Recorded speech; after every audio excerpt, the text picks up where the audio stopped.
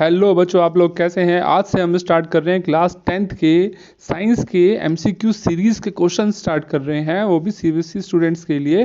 क्योंकि आप सभी को पता है, क्योंकि नवंबर में आपके बोर्ड के एग्ज़ाम्स होने वाले हैं और उसमें जो क्वेश्चंस आएंगे वो एमसीक्यू की फॉर्म में आएंगे। ठीक है, तो इसके लिए हम अपने चैनल पे क्या कर रहे हैं, हर रोज़ एक साइंस की और एक मैथ्स की वीडियो डालेंगे एमसीक्यू क्वेश्चंस की। और ये इंपॉर्टेंट टॉप 100 मतलब बेस्ट 100 एमसीक्यू क्वेश्चंस होंगे, ठीक है, जिनकी आप प्रैक्टिस करके आप अपने एग्जाम में अच्छे मार्क्स ऑब्टेन कर सकते हैं। ठीक है, तो आइए हम अपने फर्स्ट चैप्टर को स्टार्ट करते हैं। आपका फर्स्ट चैप्टर है एनसीईआरटी में केमिकल रेजिस्टेंस एंड इक्वेशंस। आज हम इस फर्स्ट चैप्टर के टॉप या बेस्ट 100 एमसीक्यू क्वेश्चंस देखेंगे और ये सारे क्वेश्चंस होंगे, ये चैप्टर के हर एक टॉपिक से लिए गए हैं, इसलिए ये बेस्ट 100 एमसीक्यू क्वेश्चंस हैं जो आपको जरूर करने चाहिए अगर आपको सीबीएसई एग्जाम्स में अच्छे मार्क्स लेके आने हैं। ठीक है, तो आइए हमारा फर्स्ट क्वेश्चन है, reaction of magnesium with air. अगर मैग्नीशियम की अगर एयर के साथ रिएक्शन होती है तो क्या होता है ना। तो हमें बताना है ये किस टाइप की रिएक्शन है। तो इसका फर्स्ट आंसर क्या है, इसका आंसर है एक्सोथर्मिक रिएक्शन। क्यों है भाई, ठीक है, अब आंसर तो बता दिया हमने ये कि एक्सोथर्मिक रिएक्शन है, पर है क्यों। व्हाट इज एक्सोथर्मिक रिएक्शन, आपको पता है, एक ऐसी केमिकल रिएक्शन जिसमें क्या होता है, जिसमें प्रोडक्ट के साथ साथ हीट भी प्रोड्यूस होती है ना। जिसमें प्रोडक्ट के साथ साथ क्या होता है, हीट प्रोड्यूस होती है, उसको हम क्या बोलते हैं, उसे हम बोलते हैं एक्सोथर्मिक रिएक्शन। ठीक है, यहाँ पर क्या हो रहा है, जब मैग्नीशियम को हम जलाएंगे, बर्न करेंगे एयर की प्रेजेंस में, तो वहाँ पर क्या होगा, प्रोडक्ट के साथ साथ वहाँ पर हीट भी प्रोड्यूस होगी। तो इसलिए कौन सी रिएक्शन है, एक्सोथर्मिक रिएक्शन है। आई होप आपको इसका आंसर समझ में आ गया होगा। तो चलते हैं फिर अपने नेक्स्ट क्वेश्चन पे। नेक्स्ट क्वेश्चन है, what chemicals are use in fireworks. जैसा आपको पता है दिवाली आ रही है, तो ये बहुत इंपॉर्टेंट क्वेश्चन होने वाला है आपके सीबीएसई एग्जाम्स के लिए। मैं ये नहीं कहता कि आ ही जाएगा, लेकिन हाँ बहुत ज़्यादा चांस है कि फायरवर्क्स के अंदर कौन से केमिकल्स यूज किए जाते हैं। फर्स्ट ऑप्शन है कॉपर क्लोराइड, ठीक है, सेकेंड ऑप्शन है आपके पास कैल्शियम क्लोराइड, थर्ड ऑप्शन है बेरियम क्लोराइड, या फिर डी ऑप्शन है ऑल ऑफ अबव। ठीक है, तो बताइए क्या आंसर हो सकता है इसका। बच्चों ये तीनों के तीनों केमिकल्स ही फायरवर्क्स में इस्तेमाल किए जाते हैं। ठीक है, इनका आंसर, इनका नाम है कॉपर क्लोराइड, कैल्शियम क्लोराइड और बेरियम क्लोराइड, इसलिए इसका जो आंसर जाएगा वो जाएगा ऑल ऑफ अबव। ठीक है, चलते हैं अपने नेक्स्ट क्वेश्चन पे। When a magnesium ribbon is burnt in air, the ash formed is। भाई जब मैग्नीशियम रिबन को जलाते हैं, बर्न करते हैं, तो वहाँ पर जो ऐश मतलब क्या होता है, राख, है ना। मतलब जो पाउडर सा बन जाता है उसे राख बोलते हैं, मतलब हिंदी में, इंग्लिश में ऐश बोलते हैं। तो जो ऐश होता है वो किस कलर का होता है। तो क्या आंसर है इसका, इसका आंसर है बी, वाइट। जो मैग्नीशियम रिबन के बर्न होने पे वहाँ जो राख बनती है वो वाइट कलर की होती है। तो थर्ड ऑप्शन का आंसर क्या आ गया, वाइट। चलते फिर नेक्स्ट क्वेश्चन पे। कलर ऑफ मैग्नीशियम ऑक्साइड, अब ये पूछ लिया अभी जो राख बनती है वो किस कलर की होती है, दोबारा से पूछ लिया, मतलब या फिर जो राख है उसका नाम क्या है, उसका केमिकल नेम होता है मैग्नीशियम ऑक्साइड। ठीक है, कई बार क्वेश्चन पूछा गया है कि जब मैग्नीशियम की ऑक्सीजन के साथ रिएक्शन होती है तो राख बनती है, जो ऐश बनता है, उसका केमिकल फॉर्मूला क्या है, केमिकल नेम क्या है। केमिकल नेम है उसका मैग्नीशियम ऑक्साइड, और ये कौन से कलर का होता है, ये होता है व्हाइट कलर का। तो फोर्थ का आंसर क्या आ गया, व्हाइट। ठीक है, चलते हैं फिर अपने अगले क्वेश्चन पे। If magnesium is gently heated it forms. ठीक है, वही क्वेश्चन चल रहा है, मतलब एक ही क्वेश्चन है, मतलब एक ही टॉपिक है, उस पर अलग अलग लैंग्वेजेस में क्वेश्चन पूछे जा रहे हैं ना। इसलिए मैंने हर एक टॉपिक के जो अलग अलग लैंग्वेजेस में क्वेश्चन पूछे जा सकते हैं, किस किस तरीके से बोर्ड आपसे क्वेश्चन पूछ सकता है, मैंने वो सब क्वेश्चन अपने इस वीडियो में इंक्लूड करे हैं। इसलिए आप प्लीज़ इस वीडियो को पूरा कंप्लीट देखिए, और एग्ज़ाम की अगर आप तैयारी कर रहे हैं और आप अपने दोस्तों को भी बताइए कि वो भी अच्छे से इस वीडियो में से तैयारी कर सकें। ठीक है, तो हमारा फिफ्थ क्वेश्चन है, if magnesium is gently heated it forms. जब मैग्नीशियम को जलाया जाता है तो ये क्या बनाता है, अभी हमने पढ़ा जब मैग्नीशियम को जलाएंगे या बर्न करेंगे तो वो क्या बनाता है, मैग्नीशियम ऑक्साइड बनाता है। इसका फॉर्मूला भी आता है, इसका फॉर्मूला होता है MgO, इसका फॉर्मूला होता है। ठीक है, चलते हैं फिर नेक्स्ट क्वेश्चन पे। क्वेश्चन नंबर 6 है, when carbon dioxide is pass through the lime water. अच्छा, इसने यहाँ पर ये बोला है जब कार्बन डाइऑक्साइड को हम कहाँ से पास करते हैं, लाइम वाटर में से। ये तो हो गया भाई कार्बन डाइऑक्साइड CO2, इसको पास करेंगे लाइम वाटर में से, तो क्या होगा, तो जो आपका लाइम वाटर होता है ये मिल्की हो जाता है, मतलब काफी दूधिया रंग का हो जाता है। ठीक है, ये बहुत इंपॉर्टेंट क्वेश्चन है। चलते हैं आगे। क्वेश्चन नंबर 7 है when crystals of lead nitrate, मतलब लेड नाइट्रेट के जो क्रिस्टल्स हैं जब इनको हीट किया जाता है तो टेस्ट ट्यूब के अंदर क्या बच जाता है। ठीक है, जब लेड नाइट्रेट को हीट करेंगे, एक टेस्ट ट्यूब ले ली हमने, इस टेस्ट ट्यूब के अंदर हमने क्या करा, लेड नाइट्रेट को हीट करेंगे, तो हीट करने के बाद हम क्या देखेंगे, इसके अंदर क्या बचता है, ब्राउन कलर का इसमें कुछ सब्सटेंस पीछे रह जाते हैं। ठीक है, या फिर वेस्ट रह जाता है, तो इसलिए इसका आंसर क्या आएगा, इसका आंसर आएगा B, a brown residue is left. ठीक है, तो चलते हैं फिर अपने नेक्स्ट क्वेश्चन पे, question number 8। Colour of solid magnesium, भाई सॉलिड जो मैग्नीशियम होता है इसका कलर क्या होता है, तो भाई मैग्नीशियम का जो कलर होता है ये होता है सिल्वर ग्रे। ठीक है, चलते हैं अपने नेक्स्ट क्वेश्चन पे, कलर चेंज कर ले मार्कर का, रेड कर लेते हैं। ओके, क्वेश्चन नंबर 9 देखते हैं। कंसिडर इक्वेशंस Ca+2, मतलब उसकी पावर मतलब कटायन बोलते हैं ना, आपने पढ़े होंगे क्लास में कटायन और एनायन। ठीक है, तो यहाँ पर रिएक्शन दे रखी है। ठीक है, कैल्शियम की रिएक्शन हो रही है हाइड्रोजन के साथ, तो पूछा गया है कि यहाँ पर जो प्रेसिपिटेट बनेगा, प्रेसिपिटेट, ठीक है, नाम आया प्रेसिपिटेट, बॉडी में प्रेसिपिटेट आपने कई बार सुना होगा ना, आपने फर्स्ट चैप्टर में पढ़ा भी, प्रेसिपिटेट क्या होता है कि इनसॉल्युबल सब्सटेंस होता है। क्या होता है, इनसॉल्युबल। ठीक है, इनसॉल्युबल सब्सटेंस होता है जो पानी के अंदर घुलता नहीं है, इनसॉल्युबल। ठीक है, इनसॉल्युबल सब्सटेंस होता है जो वाटर के अंदर डिसॉल्व नहीं होता है। ठीक है, उसे हम क्या बोलते हैं, प्रेसिपिटेट बोलते हैं। तो यहाँ पर यही पूछा गया है कि भाई जब कैल्शियम की वाटर के साथ रिएक्शन होगी या फिर हाइड्रोक्साइड के साथ रिएक्शन होगी, तो वहाँ पर जो प्रेसिपिटेट जो बनेगा कैल्शियम हाइड्रोक्साइड, वो कौन सा कलर का बनेगा, तो इसका आंसर क्या आएगा, इसका आंसर आएगा डी ऑप्शन, मतलब वाइट कलर का बनेगा। ठीक है, question number 10, in writing chemical equations inclusion of state symbols shall be done while, मतलब हम क्या करते हैं जब राइटिंग केमिकल इक्वेशंस को लिखते हैं तो वहाँ पर हम कहते हैं स्टेट सिंबल्स को भी लिखा जाता है। ठीक है, और कब किया जाता है, जब इक्वेशन क्या हो, आपकी बैलेंस हो। जब बैलेंस्ड इक्वेशन होगी तो हम उसके साथ साथ क्या लिखेंगे, वहाँ पर उसके स्टेट सिंबल्स भी लिखते हैं। जैसे मैंने लिखा कार्बन डाइऑक्साइड की रिएक्शन अगर वाटर के साथ हो रही, मतलब अगर कोयला, जैसे कार्बन कोयला, ठीक है, इसको हम जला रहे हैं, बर्न कर रहे हैं, तो इसकी रिएक्शन होगी इससे ऑक्सीजन के साथ होगी इसकी रिएक्शन। ठीक है, तो कार्बन जो है यहाँ पर वो किस फॉर्म में है, वो सॉलिड, तो यहाँ लिखेंगे एस, सॉलिड। ठीक है, और जो ऑक्सीजन है वो कौन सी फॉर्म में, वो गैस की फॉर्म में, यहाँ लिख देंगे जी ब्रैकेट में।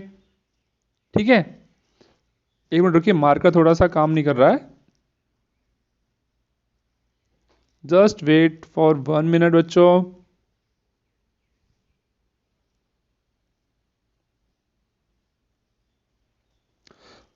एक मिनट बच्चों, बस सही कर रहा हूं मैं मार्कर को। तब तक मैं हम यहाँ बात कर रहे थे हम कि जो केमिकल्स इक्वेशंस होती है जब उसमें हम लिखते हैं तो स्टेट सिंबल्स यूज़ किए जाते हैं। तो स्टेट सिंबल हम कब लिखते हैं, जब केमिकल इक्वेशन क्या होती हैं, बैलेंस होती हैं। ठीक है, अगर केमिकल इक्वेशन बैलेंस नहीं है तो फिर वहाँ पर हम स्टेट सिंबल यूज़ नहीं करते हैं। या फिर ये पूछा गया है, ठीक है, एक मिनट बेटा, मार्कर से थोड़ी प्रॉब्लम हो रही है, एक मिनट, लेट्स होप कि ये सही हो जाए और हमारी वीडियो जो है पूरी बन जाए। ट्राई करते हैं चलता है कि नहीं। Yes, it's working, okay. तो हम यहाँ पे बात कर रहे थे कि जब in writing chemical equations the inclusion of state symbols shall be done, और ये कब होता है, जब इक्वेशंस को बैलेंस कर लिया जाता है। ठीक है, इक्वेशन को बैलेंस करने के बाद उसके स्टेट सिंबल्स लिखे जाते हैं। ठीक, चलते हैं अपने नेक्स्ट क्वेश्चन पे, क्वेश्चन नंबर 11। क्वेश्चन नंबर 11 है कि यहाँ पर लेड है ना, पीबी मतलब क्या होता है, लेड, पीबी मतलब होता है लेड। ठीक है, पीबी मतलब होता है लेड, ओएच मतलब हाइड्रोक्साइड हो गया। जब इनकी आपस में रिएक्शन होती है बनता है लेड हाइड्रोक्साइड बनता है। तो ये पूछा भाई जो लेड हाइड्रोक्साइड का जो प्रेसिपिटेट है किस कलर का बनेगा, है ना, प्रेसिपिटेट। प्रेसिपिटेट बेटा बहुत ही इंपॉर्टेंट वर्ड होने वाला है आपके एग्जाम्स के लिए। प्रेसिपिटेट मतलब क्या होता है, इनसॉल्युबल सब्सटेंस, कई बार बार बोल रहा हूँ, याद रखो इन चीज़ों को। इनसॉल्युबल सब्सटेंस जो सॉल्यूशन में घुलता नहीं है ना, जो डिसॉल्व नहीं होता, उसे बोलते हैं प्रेसिपिटेट। तो ये पूछा गया लेड नाइट्रेट का जो प्रेसिपिटेट बनता है, लेड, जैसे हम लेड हाइड्रोक्साइड बोलते हैं, तो लेड हाइड्रोक्साइड जो प्रेसिपिटेट बन रहा है ये किस कलर का बनेगा, तो इसका आंसर आएगा वाइट कलर का। ये कौन सा बनता है, वाइट कलर का बनता है। ठीक है, चलते हैं क्वेश्चन नंबर 12 पे। अब यहाँ पर पूछा गया कॉपर और अगर कॉपर और हाइड्रोक्साइड की रिएक्शन आपस में होती है, सी मतलब कॉपर, OH मतलब हाइड्रोक्साइड, तो यहाँ बनता है कॉपर हाइड्रोक्साइड बनता है। तो ये पूछा गया है कि यहाँ जो प्रेसिपिटेट बन रहा है कॉपर हाइड्रोक्साइड, ये किस कलर का बनेगा। ठीक है, तो बेटा ध्यान रखना, कॉपर का जो प्रेसिपिटेट, कॉपर हाइड्रोक्साइड का जो प्रेसिपिटेट बनेगा ये ऑलवेज बनेगा ब्लू कलर में। ठीक है, चलते हैं नेक्स्ट टॉपिक पे, नेक्स्ट क्वेश्चन पे, सॉरी। अब यहाँ पे बैलेंसिंग वाला क्वेश्चन आ गया। हाँ भाई, आती है बैलेंसिंग बच्चों? ठीक है, बैलेंसिंग करनी तो जरूर आनी चाहिए, है ना। तो यहाँ पर क्या पूछा गया है कि सोडियम दे रखा है Na, ये कौन से स्टेट में सॉलिड, प्लस क्या दे रखा है ऑक्सीजन, गिव्स अस Na2O। ये पूछा गया है कि बताइए कितने मोल ऑफ सोडियम चाहिए इक्वेशन को बैलेंस बनाने के लिए। ठीक है, तो देखिए भाई क्या करेंगे, यहाँ पे आपको सोडियम दे रखा है Na प्लस ऑक्सीजन और गिव्स में क्या रखा है, गिव्स अस Na2O। ठीक है, अब देखिए यहाँ पे क्या चीज़ बैलेंस नहीं, सबसे पहले देखिए यहाँ तो कितनी ऑक्सीजन है, कलर चेंज करें, यहाँ कितनी ऑक्सीजन है, यहाँ 2 ऑक्सीजन है। यहाँ कितनी ऑक्सीजन है, यहाँ ऑक्सीजन 1 है। तो यहाँ कितनी होनी चाहिए, 2 होनी चाहिए, नहीं होनी चाहिए, होनी चाहिए, नॉर्मल सी बात है। तो यहाँ पे लगा लिए हमने 2 ऑक्सीजन, यहाँ 2 लगा दिया, ठीक है, 2 से मल्टीप्लाई कर दिया। अब ऑक्सीजन तो बैलेंस हो गई, ठीक है, लेकिन यहाँ पे कितने सोडियम थे, पहले 2 सोडियम थे, अब 2 से मल्टीप्लाई करते कितने, 4 सोडियम होंगे। लेकिन यहाँ कितना सोडियम है, 2, एक ही सोडियम है, पर होना कितना चाहिए, इधर भी लेफ्ट साइड में भी 4 सोडियम होना चाहिए, है ना। राइट में तो हमने 4 सोडियम कर लिए, ठीक है, पर लेफ्ट में तो एक ही सोडियम है, यहाँ पर क्या करना पड़ेगा, 4 से मल्टीप्लाई करना पड़ेगा। तो इसलिए जो इसका आंसर आएगा, उसने क्वेश्चन में पूछा था कितने सोडियम के मोल्स चाहिए, तो आंसर कितना आएगा, 4 से मल्टीप्लाई किया ना आपने सोडियम को, तो इसका आंसर आ जाएगा डी ऑप्शन, मतलब 4 आ गया इसका आंसर। ठीक है, चलते हैं क्वेश्चन नंबर 14 पे। नेक्स्ट क्वेश्चन, अब दे रखा है भाई यहाँ पे कि सल्फर और ऑक्सीजन की जब रिएक्शन होती है तो ये क्या बनाता है, ये बनाता है सल्फर डाइऑक्साइड बनाता है। ये पूछा गया है ये जो स्टेट ऑफ SO2 मतलब जो सल्फर डाइऑक्साइड बनेगा ये किस फॉर्म में बनेगा। तो जो सल्फर डाइऑक्साइड बनता है ये गैसेस फॉर्म में बनता है। ठीक है, चलते हैं क्वेश्चन नंबर 15 पे। यहाँ दे रखा है लेड और ऑक्सीजन, जब इन दोनों की आपस में रिएक्शन होती है ये बन रहा है P4O10 बन रहा है। तो ये पूछा गया बताइए यहाँ पर कितने ऑक्सीजन के मोल्स चाहिए इक्वेशन को बैलेंस करने के लिए। तो इक्वेशन लिख लेते हैं हम, P प्लस O2 और ये दे रखा है क्या, P4O10। ठीक है, अब इसको बैलेंस करने के लिए पूछ रखा है कितने O2 को बैलेंस करने। देखिए यहाँ पर कितनी ऑक्सीजन है, कलर चेंज करते हैं, यहाँ पर कितनी ऑक्सीजन है, 10 ऑक्सीजन है। यहाँ कितनी ऑक्सीजन है, 2। तो हमें ये लेफ्ट में 2 ऑक्सीजन है, राइट में 10 ऑक्सीजन है। इन सबसे पहले इसको बैलेंस करेंगे। ठीक है, क्योंकि वैसे भी क्वेश्चन में इसी को बैलेंसिंग करने के लिए पूछ रखा है। तो सिंपल सी बात है भाई, यहाँ 10 ऑक्सीजन है तो यहाँ भी 10 होनी चाहिए। तो क्या करें, इसमें 5 से मल्टीप्लाई कर दें, 5 टू 10, तो इधर भी 10 मॉलिक्यूल 10 मोल्स हो जाएंगे ऑक्सीजन, इधर भी 10। तो आंसर में कितना आ जाएगा, 5, मतलब ऑप्शन नंबर सी क्या करेक्ट आंसर है। ठीक है, बहुत ईजी क्वेश्चन हैं, आपको मजा आने वाला है, इसलिए पूरी वीडियो को ध्यान से देखिएगा। चलते हैं क्वेश्चन नंबर 16 पे। Consider reaction sodium plus oxygen gives us Na2O। तो यहाँ पर बताना है फिर से कि कितने मोल चाहिए ऑक्सीजन के इक्वेशन को बैलेंस करने के लिए। शायद इस टाइप का क्वेश्चन हम पहले कर चुके हैं, है ना। इसका ऑप्शन आएगा डी, मतलब आंसर आ जाएगा इसका 4। चलते हैं क्वेश्चन नंबर 17 पे। अब ये है aluminium plus oxygen, aluminium plus oxygen क्या बना है, एल्युमिनियम ऑक्साइड बना रहा है, Al2O3 बना रहा है। तो यहाँ पे पूछा गया कितने मोल चाहिए एल्युमिनियम के इक्वेशन को बैलेंस करने के लिए। ठीक है बच्चों, तो करके देखते हैं, है ना। तो यहाँ लिखा हमने aluminium plus oxygen gives us क्या बना रहा है, ये एल्युमिनियम ऑक्साइड Al2O3। ठीक है, ये सही से बना लेते हैं। तो अब देखिए कि एल्युमिनियम की बात कर रहा है। देखिए यहाँ कितने एल्युमिनियम दिख रहे हैं आपको, राइट में 2 एल्युमिनियम लिखा है ना, Al2 2 एल्युमिनियम है, पर लेफ्ट में कितने एल्युमिनियम है, सिर्फ एक ही एल्युमिनियम है। तो मतलब यहाँ पे क्या करना पड़ेगा आपको, यहाँ पर मल्टीप्लाई करना पड़ेगा किसी ना किसी चीज़ से। ठीक है, तो देखिए आप किससे मल्टीप्लाई कर सकते हैं। अगर यहाँ पे 2 एल्युमिनियम है और यहाँ पर मैं 2 से मल्टीप्लाई कर दूँ, कितना, यहाँ भी 2 एल्युमिनियम हो गए, यहाँ पर भी 2 एल्युमिनियम हो गए। ठीक है, तो इस तरीके से हमारा ये जो क्वेश्चन का जो 17 का आंसर आ जाएगा ऑप्शन नंबर बी। ठीक है, मतलब 2 एल्युमिनियम के यहाँ पर मोल्स चाहिए हमको। ठीक है, चलते हैं क्वेश्चन नंबर 18 पे। Which one of the given process involves chemical reactions. अच्छा, यहाँ पे 4 ये पॉइंट दिए गए, इनमें से ये पूछा गया है कि ये बताइए कि इसमें से कौन सी जो केमिकल रिएक्शन है, मतलब ऐसी कौन, sorry, which one of the given process involves chemical reaction, मतलब यहाँ पे जो भी 4 प्रोसेस दे रखी है उसमें केमिकल रिएक्शन हो रही है। तो केमिकल रिएक्शंस क्या होती है मालूम है ना, जब भी कभी केमिकल चेंजेस होते हैं, है ना, जब भी कभी क्या होते हैं, केमिकल चेंज होते हैं। क्या होते हैं? केमिकल चेंज, है ना। जब कभी केमिकल चेंज होंगे तो हम ये कह सकते हैं वहाँ पर केमिकल रिएक्शन हो रही है। तो हम चारों ऑप्शन से करके देखते हैं कि किस में chemical reactions, sorry, chemical change हो रहा है। ठीक है, तो फर्स्ट ऑप्शन है आपके पास, फर्स्ट ऑप्शन है भाई, storing of oxygen gas is under pressure in a gas cylinder. ठीक है, तो इसमें तो कुछ है ही नहीं भाई, इसमें बोल रखा है क्या, तो ये बोल दिया कि भाई हम गैस को क्या कर रहे हैं, ऑक्सीजन गैस को हाई प्रेशर पर सिलेंडर में भर रहे हैं। ठीक है, यहाँ पर तो कोई केमिकल चेंज हुआ ही नहीं। ठीक है, तो फर्स्ट ऑप्शन तो है ही नहीं इसका। फिर क्या नेक्स्ट ऑप्शन है, keeping petrol in a China dish. ठीक है, क्या कर रहे हैं, चाइना डिश को पेट्रोल, मतलब पेट्रोल को चाइना डिश के अंदर रख देते हैं, तब भी कुछ रिएक्शन हो रही है क्या? ठीक है, देखते हैं कोई रिएक्शन हो रही है। मेरे ख्याल से कोई रिएक्शन नहीं हो दिखेगी फिर तो आपको ऐसे। ठीक है, थर्ड है लिक्विफिकेशन ऑफ एयर। ठीक है, ये भी यहाँ भी कुछ नहीं हो रहा। थर्ड, अच्छा, लास्ट पॉइंट क्या है इसका, heating copper wire in the presence of air at high temperature. यहाँ पर क्या किया जा रहा है, कॉपर की वायर को हीट किया जा रहा है। ठीक है, जब कॉपर की वायर को हीट करेंगे तो यहाँ पर क्या होगा, यहाँ पर केमिकल चेंजेस होंगे।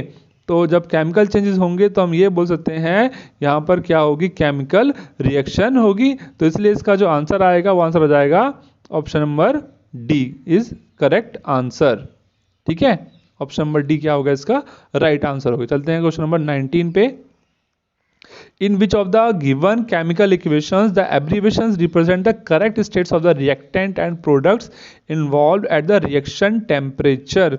बेटा क्वेश्चन की लैंग्वेज पढ़नी बहुत ही ज़्यादा जरूरी है और समझना भी बहुत ज़्यादा। ठीक है, एब्रीवेशंस जो हमने यहाँ पर यूज़ करे हैं, लिखा है abbreviations present at the correct states of the reactant and the products involve at reaction temperature. मतलब यहाँ पर ये जो 4 रिएक्शंस दी गई हैं, इन चारों में से देखना है इसकी एब्रीवेशन सही यूज़ की गई है। ठीक है, तो देखिए सबसे पहले फर्स्ट ऑप्शन में है हाइड्रोजन, है ना। इसमें हम क्या देख रहे हैं, हाइड्रोजन को देखते हैं। तो यहाँ पर हाइड्रोजन पता है आपको बेटा कौन से स्टेट में होती है, हाइड्रोजन गैस का है तो यहाँ पर वो गैस की फॉर्म में होनी चाहिए, पर यहाँ पे क्या लिखा साइड में एल लिखा, तो ये वाला ऑप्शन तो हो ही नहीं सकता, कट गया। सेकंड ऑप्शन में हाइड्रोजन के साइड में लिखा हुआ है जी, मतलब ये हो सकता है। अच्छा, थर्ड ऑप्शन देखें तो थर्ड में भी जी आ रहा है और लास्ट वाले ऑप्शन में भी जी आ रहा है, इन सब में। चलो ठीक है, मतलब हाइड्रोजन तो गैस की फॉर्म में आएगी। ठीक है, दूसरा क्या, ऑक्सीजन, ऑक्सीजन भी जो होती है वो भी कौन सी फॉर्म में होती है, गैस की फॉर्म में होती है। लेकिन जो सेकंड ऑप्शन है यहाँ पर ऑक्सीजन दे रखा है लिक्विड में, मतलब ये ऑप्शन भी कट गया, ये भी नहीं हो सकता आंसर। थर्ड ऑप्शन में देखें तो हाइड्रोजन भी गैसेज में है, गैस की फॉर्म में, ऑक्सीजन भी गैस की फॉर्म में, और क्या बनता है, हाइड्रोजन और ऑक्सीजन के कंबाइंड होने पे वाटर बनता है, वाटर किस फॉर्म में बनता है, लिक्विड की फॉर्म में। इसलिए जो ऑप्शन नंबर सी आएगा वो इसका करेक्ट आंसर आ जाएगा। ठीक है, ऑप्शन नंबर डी नहीं होगा क्योंकि वहाँ पे क्या लिखा हुआ है, देखिए वहाँ पर वाटर के साथ में क्या लिखा हुआ है, ब्रैकेट में जी लिखा, मतलब गैस इस फॉर्म में, मतलब वाटर जो बन रहा है वो गैस के फॉर्म में बन रहा है, ये दिखा दे, जबकि ऐसा पॉसिबल नहीं है।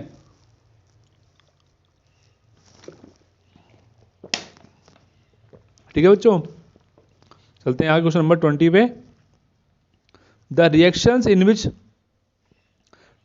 two compounds exchange their ions to form two new compounds is called। अच्छा बताइए कौन सी रिएक्शन है, जल्दी से, स्क्रीन पे क्वेश्चन लिखा हुआ है ना। The reaction in which two compounds exchange their ions to form two new compound is called. मतलब एक ऐसी रिएक्शन जिसमें दो आयंस एक दूसरे के आयंस को आपस में, मतलब एक ऐसी रिएक्शन जिसमें दो आयंस एक दूसरे के एलिमेंट्स को आपस में चेंज कर लेते हैं। ठीक है, और फिर क्या बनाते हैं, नए कंपाउंड्स बनाते हैं, उसको हम क्या बोलते हैं, याद आया किसी को, डबल डिस्प्लेसमेंट रिएक्शन है ये।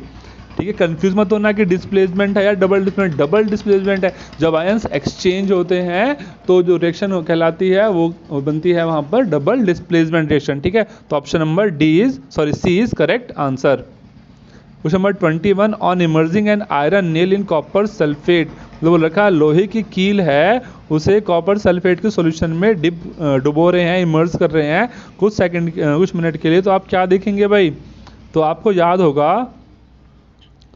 पहले हम यहाँ पे बना लेते हैं एक टेस्ट ट्यूब बना ली हमने, ठीक है। इसके अंदर हमने क्या डाल दिया, कॉपर सल्फेट का सॉल्यूशन डाल दिया भाई, ऐसा ऐसा ऐसा ऐसा ये डाल दिया कॉपर सल्फेट सॉल्यूशन। ये होता है ना ब्लू कलर का, ठीक है। चलो थोड़ा सा ब्लू ले लें, ये हो गया ब्लू, ठीक है, इस टाइप में, ठीक। अब लोहे की कील कौन से रंग की होती है भाई, ये होती है ब्राउन कलर की, ठीक है। तो देखते हैं ब्राउन कलर, ये होगी लोहे की कील, ठीक है। तो जब इस लोहे की कील को आप जब इसमें डालेंगे कॉपर सल्फेट सॉल्यूशन में, तो क्या होगा, ये जो सॉल्यूशन का जो कलर है, जो कैसा था पहले ब्लू था, वो क्या होगा, धीरे धीरे वो हल्का हो जाएगा, वो फेड हो जाएगा। फेड होने के बाद इसका जो कलर आएगा इसमें, वो कैसा जाएगा, वो ऐसा कलर हो जाएगा हल्का, ठीक है। यहाँ पे कलर क्या देख रहे हैं, डार्क कलर आ रहा है, लेकिन जब कॉपर सल्फेट के सॉल्यूशन में लोहे की कील को डालेंगे तो कॉपर सल्फेट सॉल्यूशन का जो कलर है वो हल्का हो जाता है, ठीक है। तो इसका जो आंसर आएगा वो आएगा ये option number B, the colour of the solution fades away, मतलब सॉल्यूशन का जो कलर है वो हल्का हो जाता है, ठीक है। चलते हैं क्वेश्चन नंबर 22 पे। Which one of the given statement is not a physical change, अच्छा नॉट, देखो ध्यान से देखना है क्या बोला गया, इस यहाँ जो स्टेटमेंट दे रखी है उसमें से कौन सा फिजिकल चेंज नहीं है, ठीक है बेटा। सबसे पहले हम यहाँ समझ लेते हैं फिजिकल चेंज और केमिकल चेंज होते क्या है ना। फिजिकल चेंज और दूसरा होता है सीसी मतलब केमिकल चेंज, पीसी मतलब ये पीसी है, ठीक है, पीसी, वो पीसी लैपटॉप की बात नहीं कर रहे, ठीक है। ये दूसरा पीसी है, पीसी मतलब फिजिकल चेंज, ठीक है, सीसी मतलब केमिकल चेंज, ठीक है। होते क्या है एक बार देख लेते हैं बच्चों। जो फिजिकल चेंज होते हैं ये रिवर्सिबल होते हैं, मतलब ये परमानेंट नहीं होते, ठीक है, रिवर्सिबल हैं। जैसे आइस से वाटर बन सकता है, वाटर को दोबारा फ्रीज कर दें तो आइस बन जाएगा, ठीक है। आगे बात समझ में, ठीक। और लेकिन जो केमिकल चेंज होते हैं ये परमानेंट होते हैं, मतलब ये रिवर्स नहीं हो सकते, ये इरिवर्सिबल है। जैसे कि अगर कोई पेपर है, आपने पेपर को बर्न किया, जलाया, तो उससे क्या बन जाएगी, राख बन जाएगी, ठीक है। तो राख बन गई तो उससे क्या हुआ, अभी राख से तो दोबारा पेपर नहीं बन सकता ना, तो ये क्या एक टाइप का परमानेंट चेंज है। और जो परमानेंट चेंज होते हैं उन्हीं को हम बोलते हैं केमिकल चेंज बोलते हैं, ठीक है। तो ये पूछा गया इसमें से बताइए कौन सा फिजिकल चेंज नहीं, मतलब ये बताना है इसमें से कौन सा फिजिकल चेंज नहीं है। मतलब अगर फिजिकल चेंज नहीं होगा तो फिर क्या, कौन सा चेंज होगा, केमिकल चेंज होगा, मतलब ये बताना है इसमें से कौन सा केमिकल चेंज है। तो देखते हैं, फर्स्ट ऑप्शन है boiling of water to give water vapour, भाई ये तो नहीं हो सकता, क्योंकि पानी को गर्म करेंगे या बॉयल करेंगे तो उससे पानी की भाप बन जाएगी, तो वो तो फिजिकल चेंज, केमिकल चेंज तो है नहीं, क्योंकि वेपर्स दोबारा से ठंडे होकर पानी में चेंज हो जाते हैं, ठीक है। ऑप्शन नंबर बी है melting of ice to give water, ठीक है। अगर आइस को मेल्ट किया जाए तो वाटर बन जाएगा, फिर वाटर को फ्रीज करके दोबारा से आइस बन जाएगी, तो ये ऑप्शन भी नहीं है सही, ठीक है।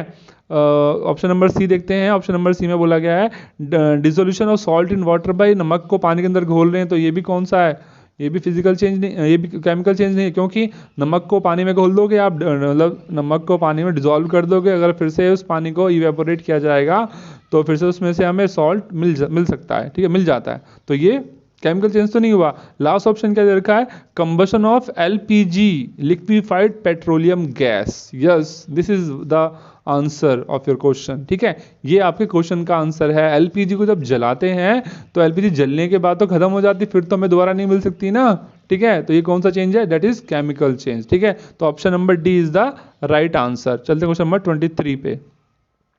An element X on exposure to moist air turns reddish brown and a new compound Y is formed. The substance X and Y are. अच्छा देखिए कितना इजी क्वेश्चन दिया गया है ना, बस लैंग्वेज ध्यान से पढ़नी है। आपने क्या बोल रखा है, एक एलिमेंट है आपके पास, थोड़ा कलर चेंज करते हैं मार्कर का, एक एलिमेंट है हमारे पास, ठीक है, एक्स नाम का, ठीक है। उसे हमने क्या कर दिया, उसे हमने कुछ टाइम के लिए मॉइस्चर मतलब नम वाली हवा में, मतलब जिस एयर के अंदर मॉइस्चर है, नमी है ना, उसके कांटेक्ट में छोड़ दिया, तो क्या देखा, जो एक्स एलिमेंट है वो रेडिश ब्राउन कलर का हो जाएगा, हल्का हल्का ब्राउन और लाल सा दिखने लग जाएगा, ठीक है।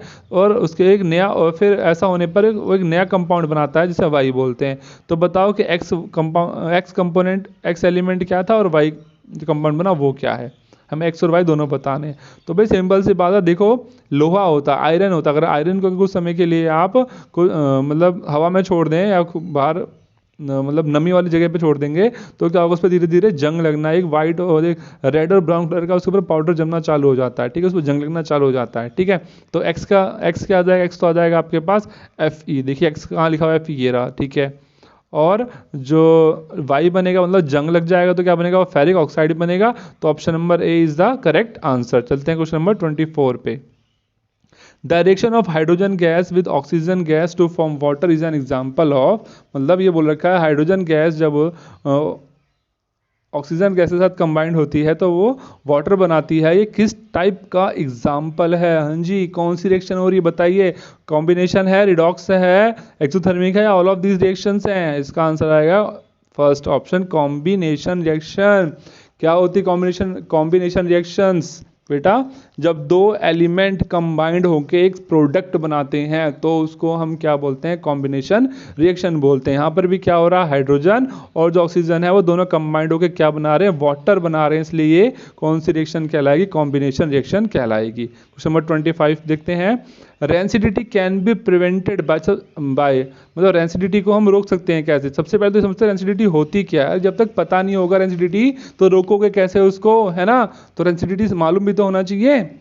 क्या होता है रेंसिडिटी भाई, जो ऐसे फूड आइटम जिनमें फैट और ऑयल होता है, जैसे ही वो ऑक्सीजन के कांटेक्ट में आते हैं, किसके कांटेक्ट में, ऑक्सीजन के कांटेक्ट में आते हैं, तो उनका जो टेस्ट होता है, उनका टेस्ट और उनकी जो स्मेल होती है, क्या उनकी स्मेल, वो दोनों चेंज हो जाते हैं। ठीक है, और फिर वो चीज़ हमें खाने में अच्छी नहीं लगती। ठीक है, इसी प्रोसेस को हम क्या बोलते हैं, रेंसिडिटी बोलते हैं। तो यहाँ पर यही पूछा गया है कि रेंसिडिटी को कैसे रोका जा सकता है। ठीक है, तो फर्स्ट ऑप्शन क्या है, एडिंग एंटीऑक्सीडेंट। हाँ भाई, कि अगर हम उसके अंदर क्या ऐड कर दें, एंटीऑक्सीडेंट या ऐड कर दें। ठीक है, तो क्या होते हैं एंटीऑक्सीडेंट, मालूम है भाई। एंटीऑक्सीडेंट मतलब क्या होगा कि ऐसे सब्सटेंस जो ऑक्सीजन के अपोजिट हैं, जो ऑक्सीजन को कांटेक्ट में आने से रोकते हैं, उसको बोलेंगे एंटीऑक्सीडेंट बोलेंगे। ठीक है, सेकंड ऑप्शन है storing of food away from the light. भाई ये तो हो ही नहीं सकता। ठीक है, थर्ड ऑप्शन है कीपिंग फूड इन रेफ्रिजरेटर, ऐसा भी नहीं हो सकता। ऑल ऑफ दीज, ये भी हो सकता। तो ऑप्शन नंबर ए जो है वो करेक्ट आंसर है इसका, कि अगर हम जो फूड आइटम्स हैं उनमें अगर हम एंटीऑक्सीडेंट ऐड करते हैं तो उससे क्या होगा, हमारा जो सामान है या जो फूड आइटम है वो खराब नहीं होते। ठीक है, आपने देखा होगा चिप्स के पैकेट में हवा भरी होती है, हम सोचते हैं यार ये तो चिप्स के पैकेट में हवा भर दी, चिप्स तो इसके अंदर है ही नहीं, है ना। पर एक्चुअली जो गैस भरी होती है वो इसलिए भरी जाती है ताकि जो चिप्स हैं या जो फूड आइटम है उस पैकेट के अंदर वो ऑक्सीजन के कांटेक्ट में ना आए और वो रेंसिड ना हो। ठीक है, मतलब उसका टेस्ट और स्मेल चेंज ना हो। ठीक है, और दूसरा ये क्वेश्चन पूछ लेता है पेपर में कि कौन से एंटीऑक्सीडेंट का यूज किया जाता है चिप्स के पैकेट में। तो इसका आंसर क्या आएगा, इसका आंसर होता है नाइट्रोजन।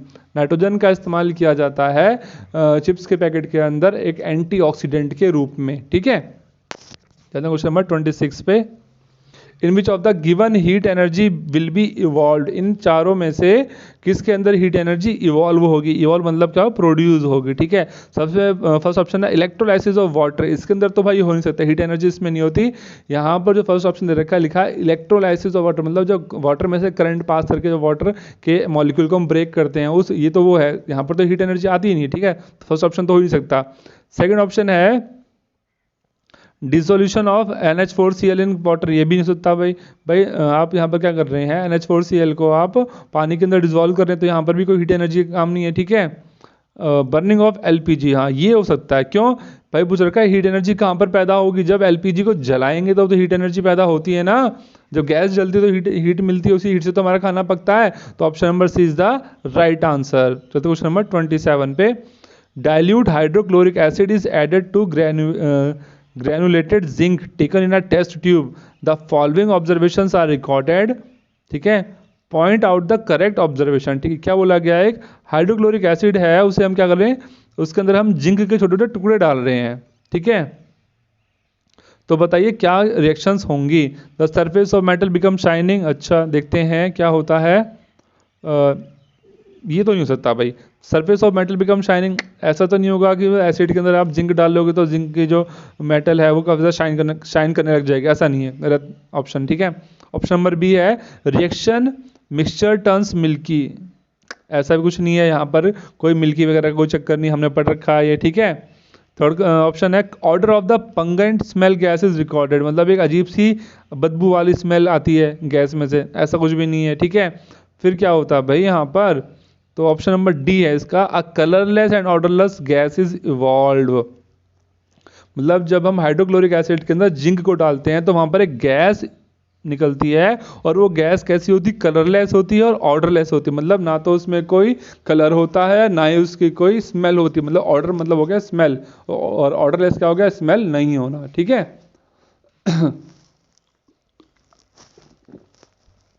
तो ये भी आपके एनसीईआरटी में बेटा, इसमें जितने भी क्वेश्चंस है ना बेसिक, वो आपके चैप्टर में से हर एक टॉपिक को लेके, हर एक टॉपिक को देखकर उसमें से क्वेश्चन क्या क्या बन सकते हैं उनको देखकर बनाए गए हैं। ठीक है। इसलिए ये वीडियो आपको देखना बहुत ही जरूरी है, और पूरा वीडियो देखना है आपने, अपने दोस्तों के साथ जरूर शेयर करना है। और अगर आप चाहते हैं कि जो एमसीक्यू क्वेश्चंस मैं यहाँ पे करवा रहा हूँ उनका पीडीएफ चाहते हैं या इनके नोट्स चाहते हैं इन क्वेश्चंस के, तो आपको ये वीडियो पूरी देखनी पड़ेगी। और वीडियो के नीचे मैंने डिस्क्रिप्शन में लिंक दे रखा है, जहाँ से आप इन क्वेश्चंस का पीडीएफ डाउनलोड कर सकते हैं। ठीक है।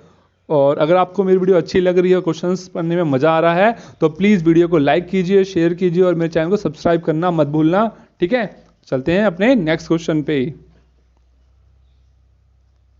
नेक्स्ट क्वेश्चन है, consider reaction is an example of NH4 and 4NH3 plus 5O2 gives us 4NO plus 6H2O। ठीक है। ये पूछा गया है, ये जो रिएक्शन दे रखी है यहाँ पर, ये किसका एग्जाम्पल है? ये डिस्प्लेसमेंट रिएक्शन है या कॉम्बिनेशन है, रिडॉक्स है या फिर न्यूट्रलाइजेशन रिएक्शन है, ये बतानी है हमने। ठीक है। तो देखते हैं ये कौन सी रिएक्शन है भाई। देखिए क्या लिखा हुआ, 4NH3 प्लस, एक मिनट मार्कर कलर चेंज कर ले। 4NH3 plus 5O2 gives us 4NO plus 6H2O। तो यहाँ पर क्या हो रहा है भाई, अमोनियम NH3। ठीक है। तो यहाँ से क्या हो रहा है, नाइट NH तो हो गया MH, सॉरी NH मतलब हो गया आपका अमोनिया। ठीक है। तो यहाँ पे क्या हो रहा है, देखिए ध्यान से, इसमें से क्या हो रहा है, इसमें से तो जो NH3 था ये बन गया NO। मतलब यहाँ से तो हाइड्रोजन का क्या हो रहा है, लॉस हो रहा है। ठीक है। हाइड्रोजन का लॉस हो रहा है। ठीक है। और वो जो हाइड्रोजन जाके कहाँ कंबाइंड हो रहा है, वो इस यहाँ पे जो 5O2 था वो इसमें जाके कंबाइंड हो गया। ठीक है। तो मतलब यहाँ पर क्या हो रहा है, यहाँ तो क्या हुआ, यहाँ तो हो रहा है इसका यहाँ तो हो रहा है इसका रिडक्शन, और यहाँ इसका हो रहा है ऑक्सीडेशन। ठीक है। तो हमने क्या देखा यहाँ पर, रिडक्शन और ऑक्सीडेशन, दो रिएक्शन एक ही समय पर हो रही हैं। तो ये कौन सी रिएक्शन कहलाएगी, ये कहलाएगा आपका redox reaction, option number C. अब चलते हैं क्वेश्चन नंबर 19 पे। क्वेश्चन नंबर 19 है, which of the following statements about the given reactions are correct. मतलब जो रिएक्शन यहाँ दे रखी है इसके बारे में कुछ स्टेटमेंट लिखी है नीचे, ये बताना इसमें से कौन सी स्टेटमेंट जो है वो करेक्ट है। ठीक है। तो रिएक्शन क्या है भाई, रिएक्शन है 3Fe plus 4H2O gives us Fe3O4 plus 4H2। ठीक है। तो इसका जो पहली जो स्टेटमेंट लिखी है, iron metal is getting oxidise, मतलब आयरन मेटल क्या हो रही है, ऑक्सीडाइज हो रही है। देखिए Fe यहाँ पे लिखा हुआ है, अगर इसके अंदर Fe के अंदर ऑक्सीजन ऐड हो रहा है तो ये ऑक्सीडाइज होगा। तो देखिए यहाँ पर हो रहा है भाई, मतलब ये तो सही है फर्स्ट स्टेटमेंट। ठीक है। Second, water is getting reduce, water reduce हो रहा है भाई, हो रहा है क्योंकि वाटर का फॉर्मूला H2O था, इसमें से ऑक्सीजन निकल रहा है, यहाँ पे क्या बन रहा है, H2 बन रहा है, ये भी सही है सेकंड भी। Third, water is acting as reducing agent, water यहाँ पर क्या कर रहा है, एक रिड्यूसिंग एजेंट का काम कर रहा है। भाई ऐसा तो नहीं है, गलत। ऑप्शन नंबर 4 क्या है, water is acting as a oxidising agent. हाँ ये जरूर हो सकता है कि वाटर क्या कर रहा है यहाँ पर, वो ऑक्सीडाइजिंग एजेंट का काम कर रहा है, क्योंकि वाटर क्या कर रहा है, Fe के अंदर ऑक्सीजन को जोड़ने का काम कर रहा है। तो यहाँ पर क्या देखा हमने, फर्स्ट स्टेटमेंट सही है, सेकंड सही है, थर्ड गलत है और फोर्थ सही है। तो इसका ऑप्शन नंबर क्या आ जाएगा, सी ऑप्शन आ जाएगा। सी में दे रखा है ना, A, B और D ऑप्शन सही है हमारे। अब चलते हैं क्वेश्चन नंबर 30 पे।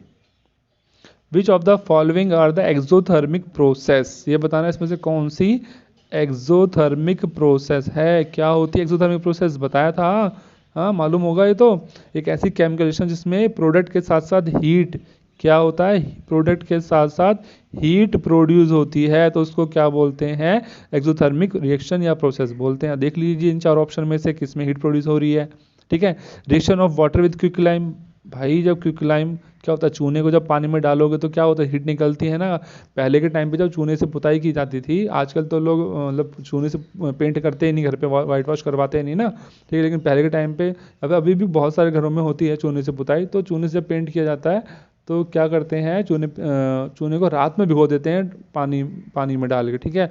और ऐसा क्यों किया जाता है, ताकि जो चूने के अंदर जो हीट है वो सारी सारी निकल जाए, ठीक है। और मतलब जब चूने को पानी में भिगोएंगे तो उसमें से काफ़ी ज़्यादा मात्रा में अमाउंट में हीट बाहर निकलती है, ठीक है। तो ये एक टाइप की क्या एक्सोथर्मिक प्रोसेस है, ठीक है। तो फर्स्ट ऑप्शन तो चलो हमें मिल गया। सेकंड ऑप्शन देखते हैं, डाइल्यूशन ऑफ एन एसिड, ठीक है। सेकंड ऑप्शन है कि डाइल्यूशन ऑफ एन एसिड, जब एसिड को हम डाइल्यूट करेंगे, मतलब जब वाटर के अंदर धीरे धीरे एसिड को मिलाएंगे तो क्या हो, तो तब उसमें से थोड़ी थोड़ी अमाउंट में हीट निकलती है, ठीक है। तो ये ऑप्शन भी सही है आपका, ठीक है। थर्ड है इवेपोरेशन ऑफ वाटर का इवेपोरेट होना, तो यहाँ से हीट तो नहीं निकलती, ठीक है। तो ये ऑप्शन तो हो नहीं सकता, थर्ड गलत है, ठीक है। डी देखते हैं, सब्लिमेशन ऑफ कैम्फर। भाई कैम्फर का जो सब्लिमेशन हो जाता है, सब्लिमेशन पढ़ा है आपने 9th क्लास में, जब कोई सॉलिड सीधा क्या होता है, जब कोई सॉलिड सब्सटेंस सॉलिड से सीधा गैस में चेंज हो जाए बिना लिक्विड में चेंज हुए, ठीक है। तो यहाँ पर भी हीट तो प्रोड्यूस नहीं हुई ना, ठीक है। तो इस हमने यहाँ पर क्या देखा कि इस क्वेश्चन का आंसर आएगा ए और बी, फर्स्ट ऑप्शन और जो सेकंड ऑप्शन है वो सही है, इसलिए आंसर आ जाएगा इसका ए, ठीक है। चलते हैं क्वेश्चन नंबर 31 पे। क्वेश्चन नंबर 31 है, a dilute ferrous sulphate solution was gradually added to the beaker, ठीक है। क्या बोल रखा है, डाइल्यूट फेरस सल्फेट का सॉल्यूशन है, उसे हम बीकर में डाल रहे हैं। उस बीकर में क्या है, एसिडिफाइड परमैंगनेट सॉल्यूशन है, ठीक है। एक minute, the light purple color of the solution fades away and finally disappear, which one of the following equation is the correct explanation for the observation, ठीक है भाई, बहुत ही इंपॉर्टेंट क्वेश्चन है ये भी। क्या पूछा गया है, एक डाइल्यूट फेरस सल्फेट सॉल्यूशन है, ठीक है, उसे हम क्या कर रहे हैं, बीकर में डाल रहे हैं। उस बीकर के अंदर पहले से क्या डाल रखा है, परमैंगनेट सॉल्यूशन भरा हुआ है। तो light purple colour of the solution fades away, तो इस सॉल्यूशन का जो कलर है, जो पहले कैसा था, लाइट पर्पल था, अब वो गायब हो जाता है, लिखा ना डिसअपियर, गायब हो जाता है। तो बताइए इसमें से जो नीचे जो इक्वेशंस हैं वो कौन सी सही इक्वेशन है, ठीक है। तो वैसे पोटेशियम परमैंगनेट होता है KMnO4, ठीक है। तो ऑप्शन नंबर फर्स्ट है, KMnO4 is an oxidising agent, it oxidise FeSO4, ठीक है। तो भाई ये फर्स्ट ऑप्शन इसका राइट आंसर है, क्योंकि बोल रखा है ये क्या है, ऑक्सीडाइजिंग एजेंट है, ठीक है। मतलब ये क्या करेगा कि ये फेरस सल्फेट के अंदर ऑक्सीजन को ऐड करने का काम करेगा, ठीक है। उसके बाद क्या होगा, जो फेरस सल्फेट का जो सॉल्यूशन है उसका जो कलर होगा धीरे धीरे वो हल्का पड़ जाएगा, ठीक है। तो option number A is right answer. चलते क्वेश्चन नंबर 32 पे।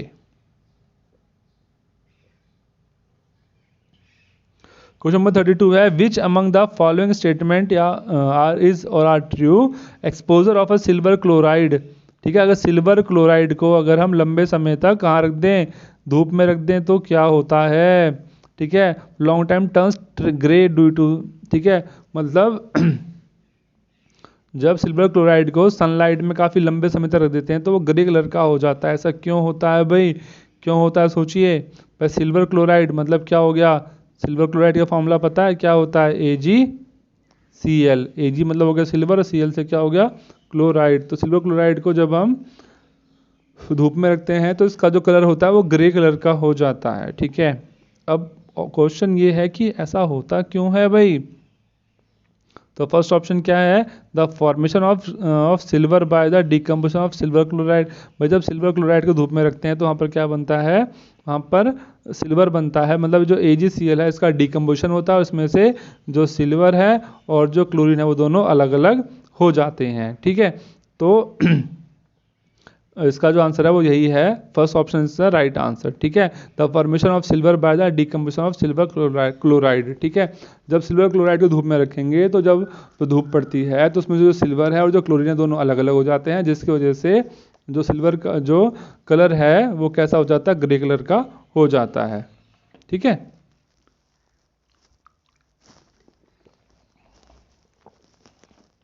क्वेश्चन नंबर 33 देखते हैं।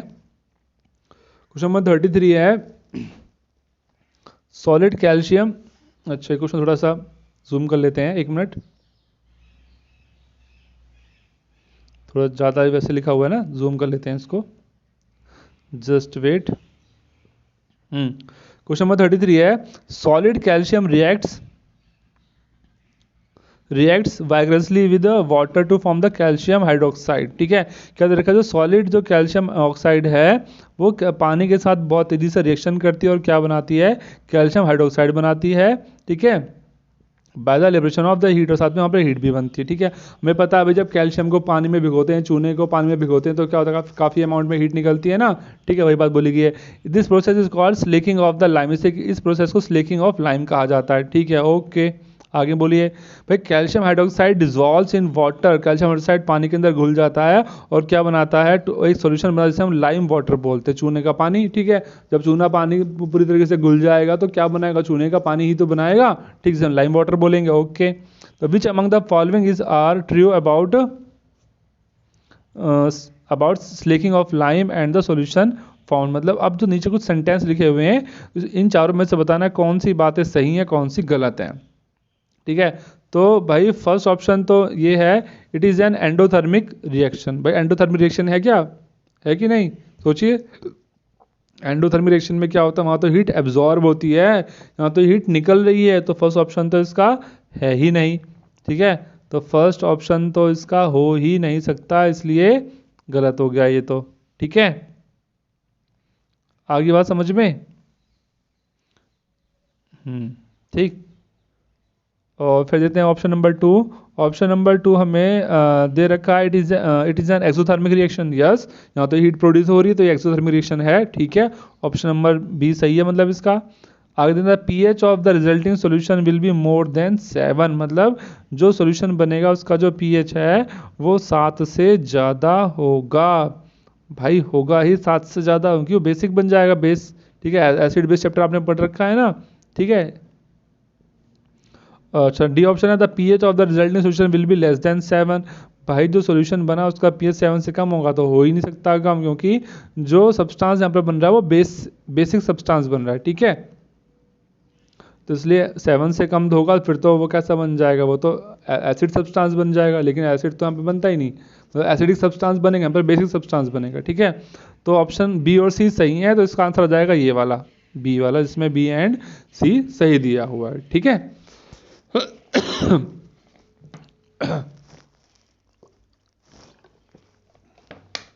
बेटा बच्चों मैं आपके लिए बहुत मेहनत कर रहा हूँ, इसलिए मैं चाहता हूँ आप भी प्लीज़ मेरी वीडियो को लाइक कीजिए और मेरे चैनल को सब्सक्राइब करना मत भूलिएगा, और अपने दोस्तों के साथ ज़रूर मेरे चैनल को शेयर कीजिए, क्योंकि बच्चों मैं जितनी आपके लिए मेहनत कर रहा हूँ, अगर आप मेरे चैनल को सब्सक्राइब कर देंगे, मेरी वीडियो को लाइक करेंगे और अपने दोस्तों के साथ शेयर करेंगे, तो मैं मुझे इससे बहुत अच्छा मोटिवेशन मिलेगा, और नेक्स्ट टाइम मैं आपके लिए इससे भी अच्छी मेहनत करूंगा, ताकि इससे भी अच्छे क्वेश्चंस लेके आऊंगा, ताकि आप एग्जाम में और अच्छे से अच्छे नंबर ले सकें।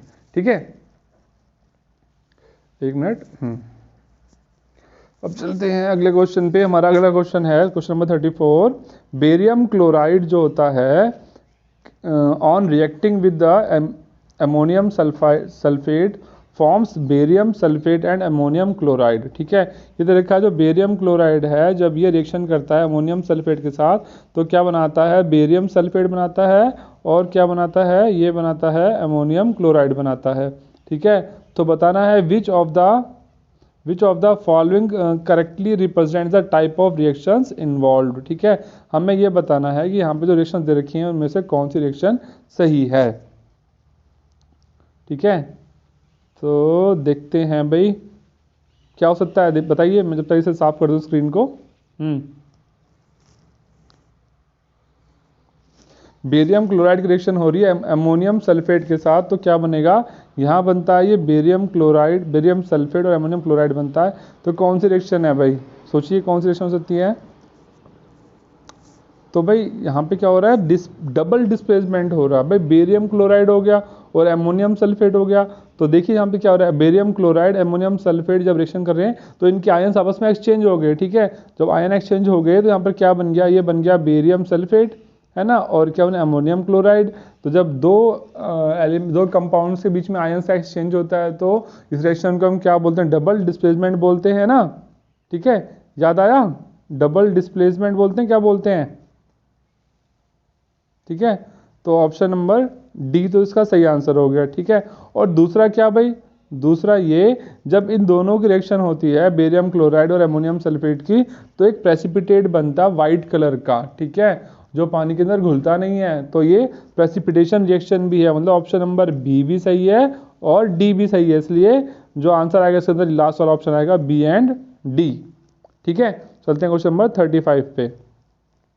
विच ऑफ द फॉलोइंग इज और आर एंड एंडोथर्मिक प्रोसेस, ये बताना है इन चारों में से कौन सा एंडोथर्मिक प्रोसेस है। एंडोथर्मिक बताया था ना, एक ऐसी केमिकल रिएक्शन जिसमें हीट एब्जॉर्ब होती है, जिसमें हीट निकलती नहीं है, क्या होती है, एब्जॉर्ब होती है, तो उन्हें क्या बोलते हैं हम, एंडोथर्मिक रिएक्शंस बोलते हैं। ठीक है, आगे बात समझ में।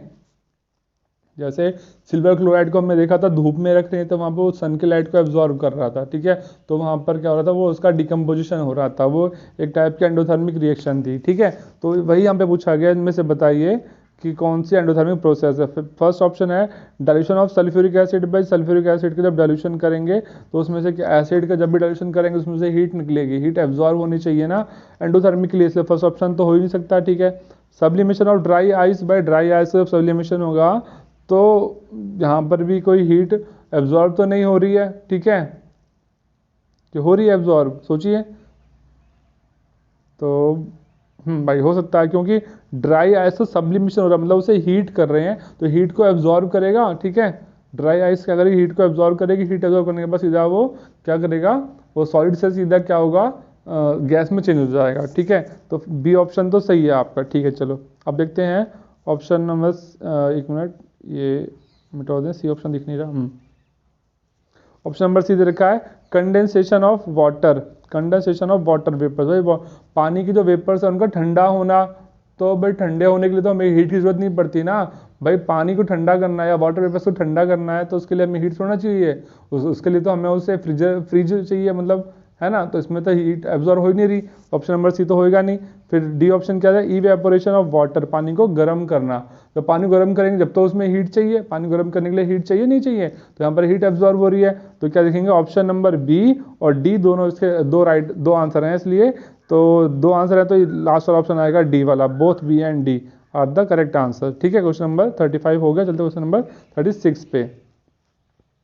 अच्छा, अब क्वेश्चन है in the double displacement reaction, क्या दे रखा है, डबल डिस्प्लेसमेंट रिएक्शन है। ठीक है, ध्यान से देखिए कैसी है, डबल डिस्प्लेसमेंट रिएक्शन है between aqueous potassium and iodide and aqueous lead nitride a yellow precipitate, इसमें कैसा बनता है, येलो कलर का प्रेसिपिटेट बनता है। ठीक है, तो ये पूछा गया है कि while performing the activity lead nitrate not available, अगर इस एक्टिविटी को करना चाहते हैं और लेड नाइट्रेट अवेलेबल नहीं है तो which of the given can be use in place of lead nitrate, तो जो दिए हुए ऑप्शन है इन चारों में से हम किसका इस्तेमाल कर सकते हैं लेड नाइट्रेट के जगह पर। ठीक है, तो लेड नाइट्रेट जगह पर हम जो दिए हुए ऑप्शन है इनमें से किसका इस्तेमाल कर सकते हैं, तो पहले लेड सल्फेट, नहीं भाई लेड सल्फेट का इस्तेमाल नहीं कर सकते। ठीक है, इसका आंसर आएगा लेड एसीटेट, लेड एसीटेट। ठीक है, अब चलते हैं क्वेश्चन नंबर 37 पे। Which of the given gases can be used for storage of fresh sample of an oil for a long time, ये पूछा गया है किस गैस का इस्तेमाल किया जाता है कि storage for of fresh sample of an oil, मतलब ऑयल के सैंपल को फ्रेश रखने के लिए काफ़ी लंबे समय तक कौन सी गैस का इस्तेमाल किया जाता है, तो इसका ऑप्शन है नाइट्रोजन या फिर ऑक्सीजन। ठीक है, नाइट्रोजन का या फिर ऑक्सीजन का इस्तेमाल किया जाता है। ठीक, अब चलते हैं क्वेश्चन नंबर 38 पे। Fatty foods become rancid due to the process of, मतलब जो फैटी फूड्स होते हैं जिनमें फैट पाया जाता है वो रेंसिड हो जाते हैं, उनका टेस्ट और स्मेल खराब हो जाता है, क्यों, ऑक्सीडेशन के कारण। तो option number A is the right answer. ठीक है, अब चलते हैं क्वेश्चन नंबर 39 पे। Which information is conveyed by a balanced chemical equation, अगर आपके पास जो केमिकल इक्वेशन है वो कैसी है, बैलेंस्ड है, तो उससे कौन सी इंफॉर्मेशन आपको मिलती है, आप physical states of reactants and products, इसके बारे में तो इसके बारे में नहीं। ठीक है, ऑप्शन नंबर बी है सिंबल्स एंड फॉर्मूले of all the substance involve in a particular reaction, भाई ऐसा भी कुछ नहीं है। ऑप्शन नंबर सी देखते हैं नंबर ऑफ एटम्स या molecules of the reactant and product form, ऐसा भी कुछ नहीं है इससे हमें। अच्छा, ऑप्शन नंबर डी क्या देखते हैं, weather a particular reaction is actually feasible और नॉट। ठीक है, तो option number D is the right answer. इससे हमें ये पता चलता है कि जो केमिकल रिएक्शन है वो फिजिबल है या नहीं है। ठीक है, चलते हैं क्वेश्चन नंबर 40 पे। The chemical formula of lead sulphate, lead sulphate का केमिकल फॉर्मूला क्या है? तो लेड सल्फेट का जो केमिकल फॉर्मूला होता है ये होता है PbSO4O2। ठीक है, option number B is the right answer. ये फॉर्मूला बेटा आपको बहुत ही इंपॉर्टेंट है याद करने से, इसलिए आप इन्हें याद कर लीजिएगा। चलते हैं क्वेश्चन नंबर 41 पे। केमिकली रस्ट इज, मतलब अगर रस्ट जो है, जंग जो होता है वो केमिकल, मतलब केमिकल व्यू से देखा जाए तो होता क्या एक्चुअली में। ठीक है, तो भाई 41 का आंसर क्या हो सकता है सोचिए। रस्ट क्या हाइड्रेटेड फेरस होता है? नहीं होता भाई। फेरिक ऑक्साइड होता है? सिर्फ फेरिक ऑक्साइड भी नहीं होता। ठीक है, तो फिर क्या हो सकता है? हाइड्रेटेड फेरिक ऑक्साइड नहीं, इसका ऑप्शन आएगा। अच्छा देखिए, फेरिक ऑक्साइड होता है क्या रस्ट? भाई जंग लगता है तो क्या होता है? फेरिक ऑक्साइड ही तो बनता है। ठीक है, और सिर्फ फेरिक ऑक्साइड बनता है, तो इसका जो ऑप्शन आएगा वो आएगा आपके पास बी। ठीक है, only ferric oxide option number B is the right answer. ठीक है, चलते क्वेश्चन नंबर 42 पे। Both carbon dioxide and hydrogen gases are, ठीक है, कार्बन डाइऑक्साइड और जो हाइड्रोजन गैसेज हैं वो कैसी हैं? एयर से भारी हैं या कलरलेस हैं या एसिडिक इन नेचर हैं या पानी के अंदर सोल्यूबल हैं। ठीक है, तो इसका आंसर आएगा कैसी हैं? दोनों कलरलेस है, दोनों के पास कोई भी कलर नहीं होता, ना तो हाइड्रोजन के पास कोई कलर है ना ही कार्बन डाइऑक्साइड के पास कोई कलर है। अब चलते हैं क्वेश्चन नंबर 43 पे। Which of the given gases can be used for storage of fresh samples of an oil for a long time? ये अभी क्वेश्चन हमने किया था, है ना, तो इसका आंसर क्या आ जाएगा? यहाँ पर कौन कौन से ऑप्शन दे रखे हैं? Given gas use for storage of fresh samples of an oil for long time, तो यहाँ पे नाइट्रोजन और हीलियम भी है, नाइट्रोजन ऑक्सीजन भी है। तो अगर दिए हुए ऑप्शंस में से देखें तो हमारे पास जो राइट आंसर है नाइट्रोजन और helium is the right answer. ठीक है, इससे हमारे जो सब्सटेंस रहते हैं, जो चीज़ें होती हैं, ऑयल जो रहता है काफ़ी लंबे समय तक फ्रेश रहता है। ठीक है, ऑक्सीडाइज नहीं होता वो। ठीक,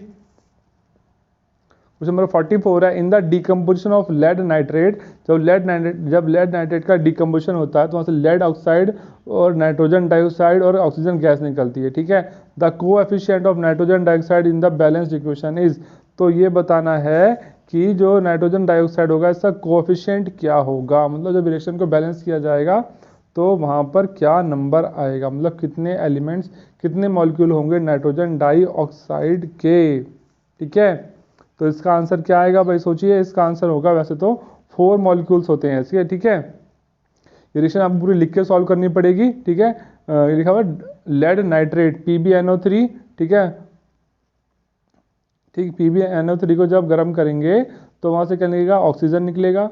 ठीक है, लेड PbO बनेगा प्लस NO2 बनेगा प्लस O2 बनेगा। ठीक है, ये पूछा गया है जो नाइट्रोजन डाइऑक्साइड बनेगा NO2, उसको उसके साथ कितने कितने आइटम होंगे, कोएफिशिएंट मतलब होगा कितने मोल्स बनेंगे उसके, तो इसका आंसर आएगा ऑप्शन नंबर डी, मतलब 4 मोल्स बनेंगे। ठीक है, रिएक्शंस आपको याद होंगे बेटा जब भी कर पाएंगे आप। ठीक है, क्वेश्चन नंबर 45 पे चलते हैं। We store silver chloride in a dark, silver chloride को डार्क कलर बॉटल में रखा जाता है। क्यों रखा जाता है? क्योंकि वो देखने में वाइट है? ऐसा कुछ नहीं है। अंडरगोज रिडॉक्सिएशन? नहीं। To avoid action by sunlight? Yes, कि सनलाइट जो है उस पर ना पड़े। ठीक है, 45 का आंसर आएगा सी, क्योंकि सिल्वर क्लोराइड जैसे ही सनलाइट कॉन्टेक्ट में आएगा तो क्या हो जाएगा भाई, तो उस पर रिएक्शन मतलब वो डिकम्पोज होना चालू हो जाएगा। ठीक है, चलते हैं क्वेश्चन नंबर 46 पर।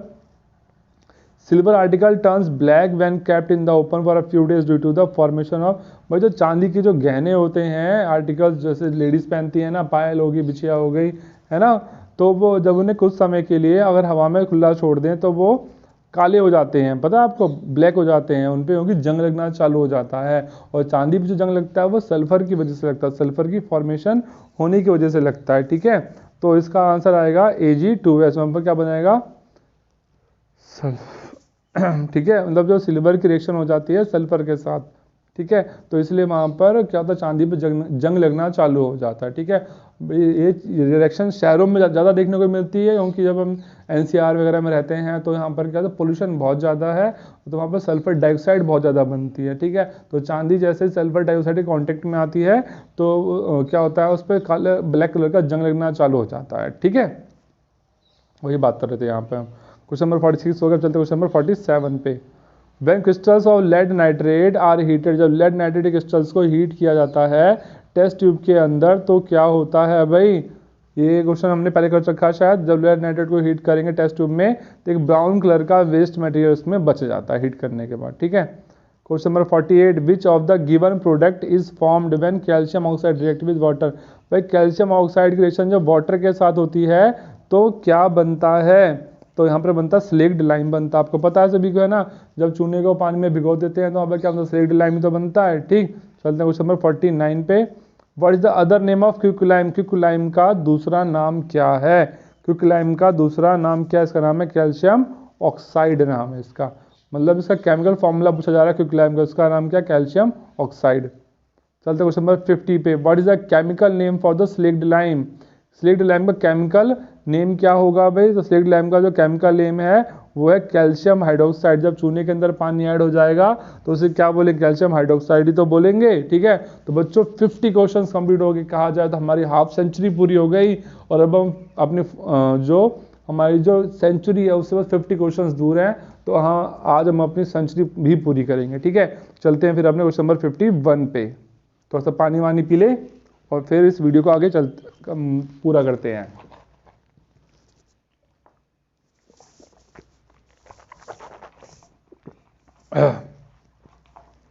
क्वेश्चन नंबर 50 हो चुका हमारे पास हमारा। ठीक है, अब चलते हैं नेक्स्ट क्वेश्चन पे। क्वेश्चन नंबर 1 ये कैसे, हाँ 50 से सीधा क्वेश्चन नंबर 1 पे कैसे आ गए। अरे भाई वो क्वेश्चंस जो थे वो मैंने अलग अलग तरीके से बनाए थे, फिर ये क्वेश्चंस मैंने अलग बुक से बनाए हैं। ठीक है, मतलब सभी बुक्स का, जितने भी मार्केट में बुक्स आ रही हैं उन सभी का एकदम मैं निचोड़ दे रहा हूँ, कंक्लूजन दे रहा हूँ आपको। मतलब सभी जो मार्केट में जितनी भी बुक्स वगैरह घूम रही हैं उनमें से सभी बुक्स में से जो अच्छे अच्छे क्वेश्चन वो चुन के मैंने आपके लिए इस वीडियो में डाले हैं। ठीक है, तो यहाँ से हम देखते हैं फर्स्ट क्वेश्चन क्या हमारा। Which of the following are the exothermic process, में से बताना है कौन सा एक्सोथर्मिक प्रोसेस होता है। आपने पढ़ रखा है ना एक्सोथर्मिक, अभी बताया था मैंने, ऐसी रिएक्शन जिसमें हीट प्रोड्यूस होती है प्रोडक्ट के साथ साथ। तो फर्स्ट ऑप्शन दे रखा है reaction of water with quicklime. हाँ भाई यही सबसे पहला ऑप्शन ही राइट आंसर हो गया इसका, तो कि जब क्विकलाइम को पानी में जब रिएक्शन होती है तो वहाँ पर हीट प्रोड्यूस होती है। ठीक है, अच्छा दूसरा ऑप्शन क्या है, डाइल्यूशन ऑफ एन एसिड। ठीक है, ये भी भाई, ये एसिड को जब पानी के अंदर जब एसिड डालते हैं तब भी वहाँ पर हीट प्रोड्यूस होती है। ठीक, थर्ड ऑप्शन है इवेपोरेशन ऑफ वाटर। नहीं भाई यहाँ तो नहीं सकता। सब्लिमेशन ऑफ केमिकल यहाँ भी सकता है। तो ऑप्शन नंबर फर्स्ट और सेकंड सही है, तो इसका आंसर आ गया ए 1 और 2। ठीक है, next question, a teacher gave 2 test tube to the students. ठीक है, एक जो टीचर है वो अपने बच्चों को 2 टेस्ट ट्यूब देता है, वन कंटेनिंग वाटर, एक में पानी है और दूसरे के अंदर सोडियम हाइड्रोक्साइड है। शी आस्क्ड देम टू, वो उनसे कहती है to identify the test tube, ये पता लगाओ कि किसके अंदर सोडियम हाइड्रोक्साइड का सॉल्यूशन है। ठीक है, 2 टेस्ट ट्यूब ली। ठीक है भाई, एक के अंदर क्या डाल दिया, एक के अंदर क्या डाल दिया भाई, एक के अंदर हमने डाल दिया वाटर, एक के अंदर सोडियम, ये मान लिया ये हो गया सोडियम हाइड्रोक्साइड। ठीक है, और इसमें हमने क्या डाल दिया, ये डाल दिया हमने इसमें वाटर। ठीक है, अब टीचर ने पूछा है कि ये बताओ आप कैसे पता लगाएंगे कि किस में सोडियम हाइड्रोक्साइड है। ठीक है, तो which one of the following can be use for the identification. ठीक है, तो भाई जब सोडियम हाइड्रोक्साइड के जो आपके पास सोडियम हाइड्रोक्साइड के अंदर है, मतलब इस वाले टेस्ट ट्यूब के अंदर सोडियम हाइड्रोक्साइड, इसमें वाटर है। ठीक है, तो कैसे पता चलेगा, हम यहाँ पर यूज़ करेंगे रेड लिटमस पेपर यूज़ करेंगे। जब रेड लिटमस पेपर को जब हम इस सोडियम हाइड्रोक्साइड के अंदर डालेंगे तो इसका जो कलर है वो क्या हो जाएगा, रेड से ब्लू हो जाएगा। ठीक है, और जो बेस होते हैं सोडियम हाइड्रोक्साइड क्या होता है, NaOH, ये इसका फॉर्मूला है सोडियम हाइड्रोक्साइड का। और ये क्या होते हैं, बेस होते हैं, बेस क्या करते हैं, रेड लिटमस को ब्लू में कन्वर्ट कर देते हैं। ठीक है, तो जब हम इस बेस के अंदर जब हम रेड लिटमस पेपर को डालेंगे तो क्या करेगा, इसके रेड को ब्लू कलर में कन्वर्ट कर देगा, जिससे हमें ये पता चल जाएगा कि इस टेस्ट ट्यूब के अंदर क्या रखा हुआ है, सोडियम सोडियम हाइड्रोक्साइड का सॉल्यूशन रखा हुआ है। ठीक है, चलते अपने नेक्स्ट क्वेश्चन पे, क्वेश्चन नंबर 3 पे। Which of the following is not a physical change, इनमें से कौन सा फिजिकल चेंज नहीं है। ध्यान दीजिए, फिजिकल चेंज नहीं है मतलब क्या होगा, केमिकल चेंज होगा। तो ये तो boiling of water to water vapour भाई, ये तो फिजिकल चेंज है। ठीक है, melting of ice to water बता रखा है, फिजिकल चेंज।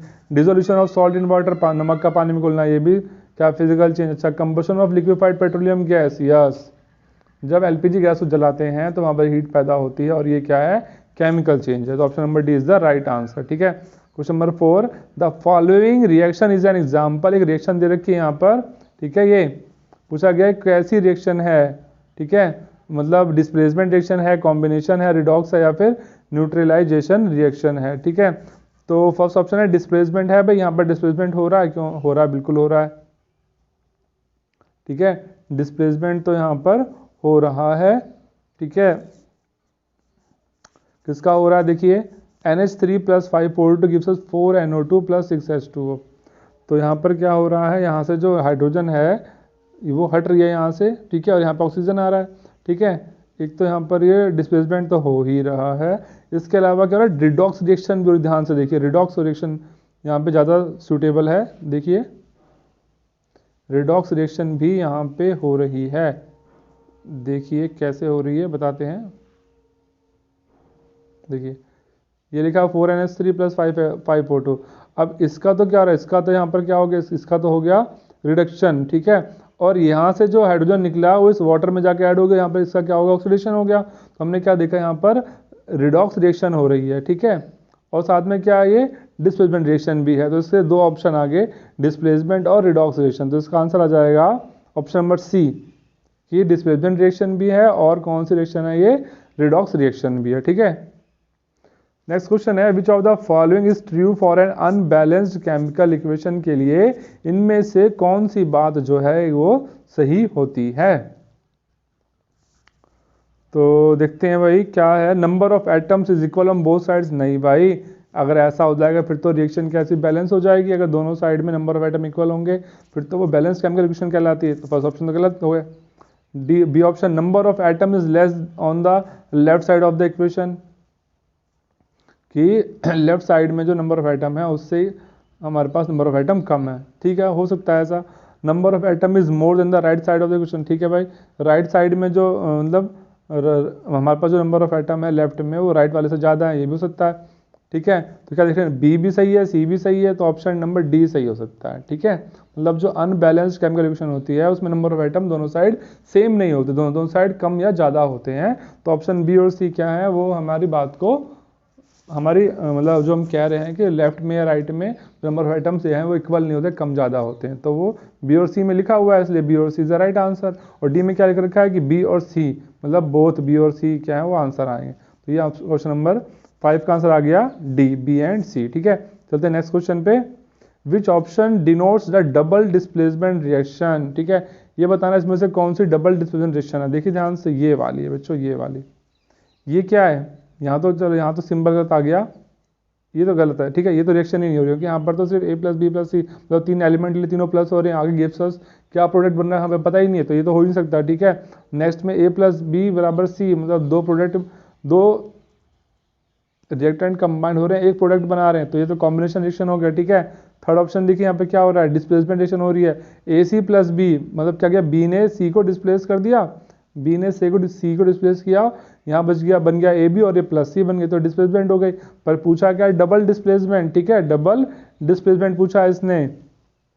ठीक है, तो वो हो रहा है ऑप्शन नंबर सी में हो रहा है डबल डिस्प्लेसमेंट। देखिए कैसे, AC + BD। ठीक है, तो यहाँ पे क्या हो रहा है, जो D है वो तो आ रहा है, कलर चेंज कर ले समझाने के लिए, जो D है वो तो आ रहा है C की जगह पे, देखिए ध्यान से। ठीक है, तो AD बन गया यहाँ पर। ठीक, और जो C है वो आ रहा है D की जगह पे, तो यहाँ पे क्या बन गया, ये BC बन जाएगा। तो ये कौन सी रिएक्शन है, डबल डिस्प्लेसमेंट रिएक्शन है, क्योंकि यहाँ पर दो जो एलिमेंट्स हैं वो क्या कर रहे हैं, दो कंपाउंड्स हैं वो आपस में आयंस को एक्सचेंज कर रहे हैं। ठीक है, next question, which among the following are the double displacement reactions. ये पूछा गया है, नीचे जो इक्वेशन दी गई है चार, इनमें से कौन सा डबल डिस्प्लेसमेंट रिएक्शन का एग्जाम्पल है। ठीक है। तो फर्स्ट ऑप्शन देखा PB lead plus copper chloride, तो लेड क्लोराइड प्लस कॉपर, ठीक है। तो यहाँ तो डबल डिस्प्लेसमेंट हो ही नहीं रहा भाई, फर्स्ट ऑप्शन तो है ही नहीं, ठीक है। आयन एक्सचेंज होने चाहिए। सेकंड में हो रहा है देखिए Na2SO4 plus barium chloride, sodium sulphate और बेरियम क्लोराइड की जब आपस में रिएक्शन होती है तो ये बन जाएगा क्या, barium sulphate plus sodium chloride. ये आपकी बुक वाली रिएक्शन है और एग्जाम में कई बार पूछी जा चुकी है। इसे यहाँ पर व्हाइट कलर का प्रेसिपिटेट भी बनता है, ठीक है। तो option number second is the right answer. तो इसका जो आंसर आएगा बी आंसर आएगा इसका, ठीक है। Option number B is the right. Question number 8, the following reaction is used for the preparation of the oxygen. एक मिनट क्वेश्चन थोड़ा जूम कर लें। The following reactions used for the preparation of oxygen gas in the laboratory, ठीक है। एक reaction का इस्तेमाल किया जाता है ऑक्सीजन को बनाने के लिए, वो रिएक्शन यहाँ लिखी हुई है, ठीक है। Which of the following statement about the reaction, तो इस रिएक्शन के बारे में कौन सी स्टेटमेंट जो है वो सही लिखी हुई है। पहली स्टेटमेंट है it is a decomposition reaction, ये एक डिकम्पोजिशन रिएक्शन हाँ भाई है, देखिए ध्यान से। इसको क्या कर रहे हैं, ये हमारे पास KClO3 लिखा हुआ है, जैसे हीट कर रहे हैं तो इसमें से ये अलग हो रहा है, पोटेशियम क्लोराइड और ऑक्सीजन इसमें से अलग हो रही है, ठीक है। पोटेशियम क्लोराइड और इसमें से अलग हो रहा है, ऑक्सीजन इसमें से अलग हो रही है, तो डिकम्पोजिशन रिएक्शन तो है ही है और हीट एब्जॉर्ब कर रहा है, ठीक है। अच्छा एंडोथर्मिक है, हाँ भाई एंडोथर्मिक भी है क्योंकि ये हीट को क्या कर रहा है, एब्जॉर्ब कर रहा है, और जब हीट एब्जॉर्ब होगी तो कौन सी रिएक्शन होगी, एंडोथर्मिक रिएक्शन तो होनी ही होनी है, ठीक है। अच्छा अगला ऑप्शन क्या है, तो वैसे तो यही आंसर आ गया आपके पास है, समझ आ गया होगा, ठीक। ये सेकंड ऑप्शन का कॉम्बिनेशन रिएक्शन तो ये पॉसिबल ही नहीं है, डिकम्पोजिशन रिएक्शन है लेकिन इसमें हीट रिलीज हो रही है, ऐसा कुछ भी नहीं है। फोटोकेमिकल रिएक्शन ये भी नहीं है, ठीक है। तो first option is the right answer, ठीक। चलते हैं क्वेश्चन नंबर 9 पे। Which of the following is not true, इसमें से कौन सी जो इक्वेशन है is not true with respect to the, मतलब इसमें से कौन सी न्यूट्रलाइजेशन रिएक्शन नहीं है, ठीक है। सॉल्ट इज फॉर्म, सॉल्ट तो बनता तो न्यूट्रलाइजेशन रिएक्शन होती है। रिएक्शन अगर बिटवीन एसिड और बेस, एसिड और बेस की जब रिएक्शन होती है तब भी वहाँ पे क्या बनेगा, तब भी वो रिएक्शन कैसे हो जाएगी, न्यूट्रलाइजेशन रिएक्शन कहलाएगी, ठीक है। Reactive element displace the less reactive, हाँ जब reactive element less reactive element को डिस्प्लेस कर देगा तब क्या होगा, तो भाई ऐसे केस में भी हम नहीं कह सकते कि वो न्यूट्रलाइजेशन रिएक्शन नहीं है, हो सकती है, ठीक है। अब है last, reactants are in gases state. अगर जो रिएक्टेंट्स होते हैं अगर वो गैसेज फॉर्म में रहते हैं तो इसका मतलब ये है कि जो रिएक्शन हुई है वो कैसी है, न्यूट्रलाइजेशन रिएक्शन नहीं है, ठीक है। Question number 10, electrolysis of water. जब वाटर का इलेक्ट्रोलाइसिस किया जाता है, जब वाटर में से जब करंट पास किया जाता है तो इस प्रोसेस को बोलते हैं इलेक्ट्रोलाइसिस, जब वाटर को ब्रेक करने के लिए करते हैं। तो ये पूछा गया जो हाइड्रोजन होता है और जो ऑक्सीजन है इनका जो मॉलिक्यूल जब टूटते हैं तो वो कितने कितने रेशियो में होते हैं। जो सिंपल सी बात है भाई, हाइड्रोजन का रेशियो क्या होता है, 2 होता है और ऑक्सीजन रेशियो 1 होता है, मतलब 2:1 में ये ब्रेक होता है, ठीक है। क्वेश्चन नंबर 10 हो गया। चलते हैं क्वेश्चन नंबर 11 पे। अच्छा कई बच्चे पूछेंगे सर आपको कैसे पता चला कि 2 और 1 का रेशियो होगा। भाई देखिए H2O लिखा हमने, हाइड्रो वाटर लिखा, इसको ब्रेक करेंगे तो ब्रेक करने के बाद यहाँ पर कितने एटम, यहाँ पर कितने मॉलिक्यूल हैं, कितने एटम हाइड्रोजन के 2 हैं, ऑक्सीजन का कितना एटम है 1 है, तो 2 एटम तो हो गया हाइड्रोजन के, 2 आ गया, और 1 एटम होगा ऑक्सीजन का तो 1 आ गया।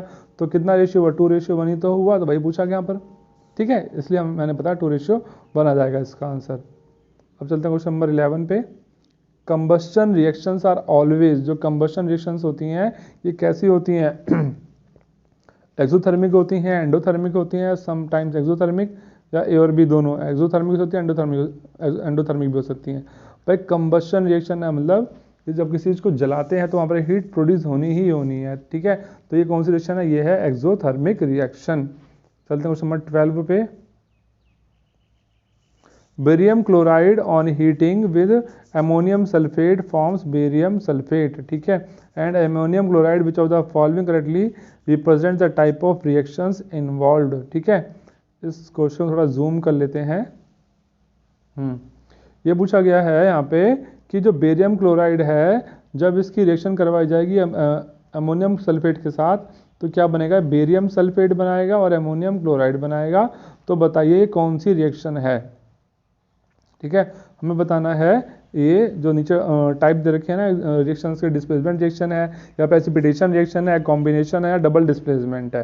ठीक है, तो कौन सी रिएक्शन ये हो सकती है, सोचिए। इसका आंसर आएगा भाई देखिए सबसे पहले तो प्रेसिपिटेट बनेगा यहाँ पर। तो क्यों प्रेसिपिटेट बनेगा, देखिए ध्यान से क्या हो रहा है यहाँ पर, बेरियम क्लोराइड BaCl2 और एल्युमिनियम सल्फेट Al2SO4 जब इनकी रिएक्शन होती है, अभी बताया था मैंने यहाँ पर व्हाइट कलर का प्रेसिपिटेट बनता है। ठीक है, तो वही रिएक्शन है ये, तो आपके NCERT बुक में भी लिखी हुई है। ठीक है, तो एक पहले तो क्या है प्रेसिपिटेशन रिएक्शन है और दूसरी क्या है डबल डिस्प्लेसमेंट भी है। ठीक है, तो यहाँ पर प्रेसिपिटेट भी बनेगा, साथ में डबल डिस्प्लेसमेंट रिएक्शन भी बनेगी यहाँ पर।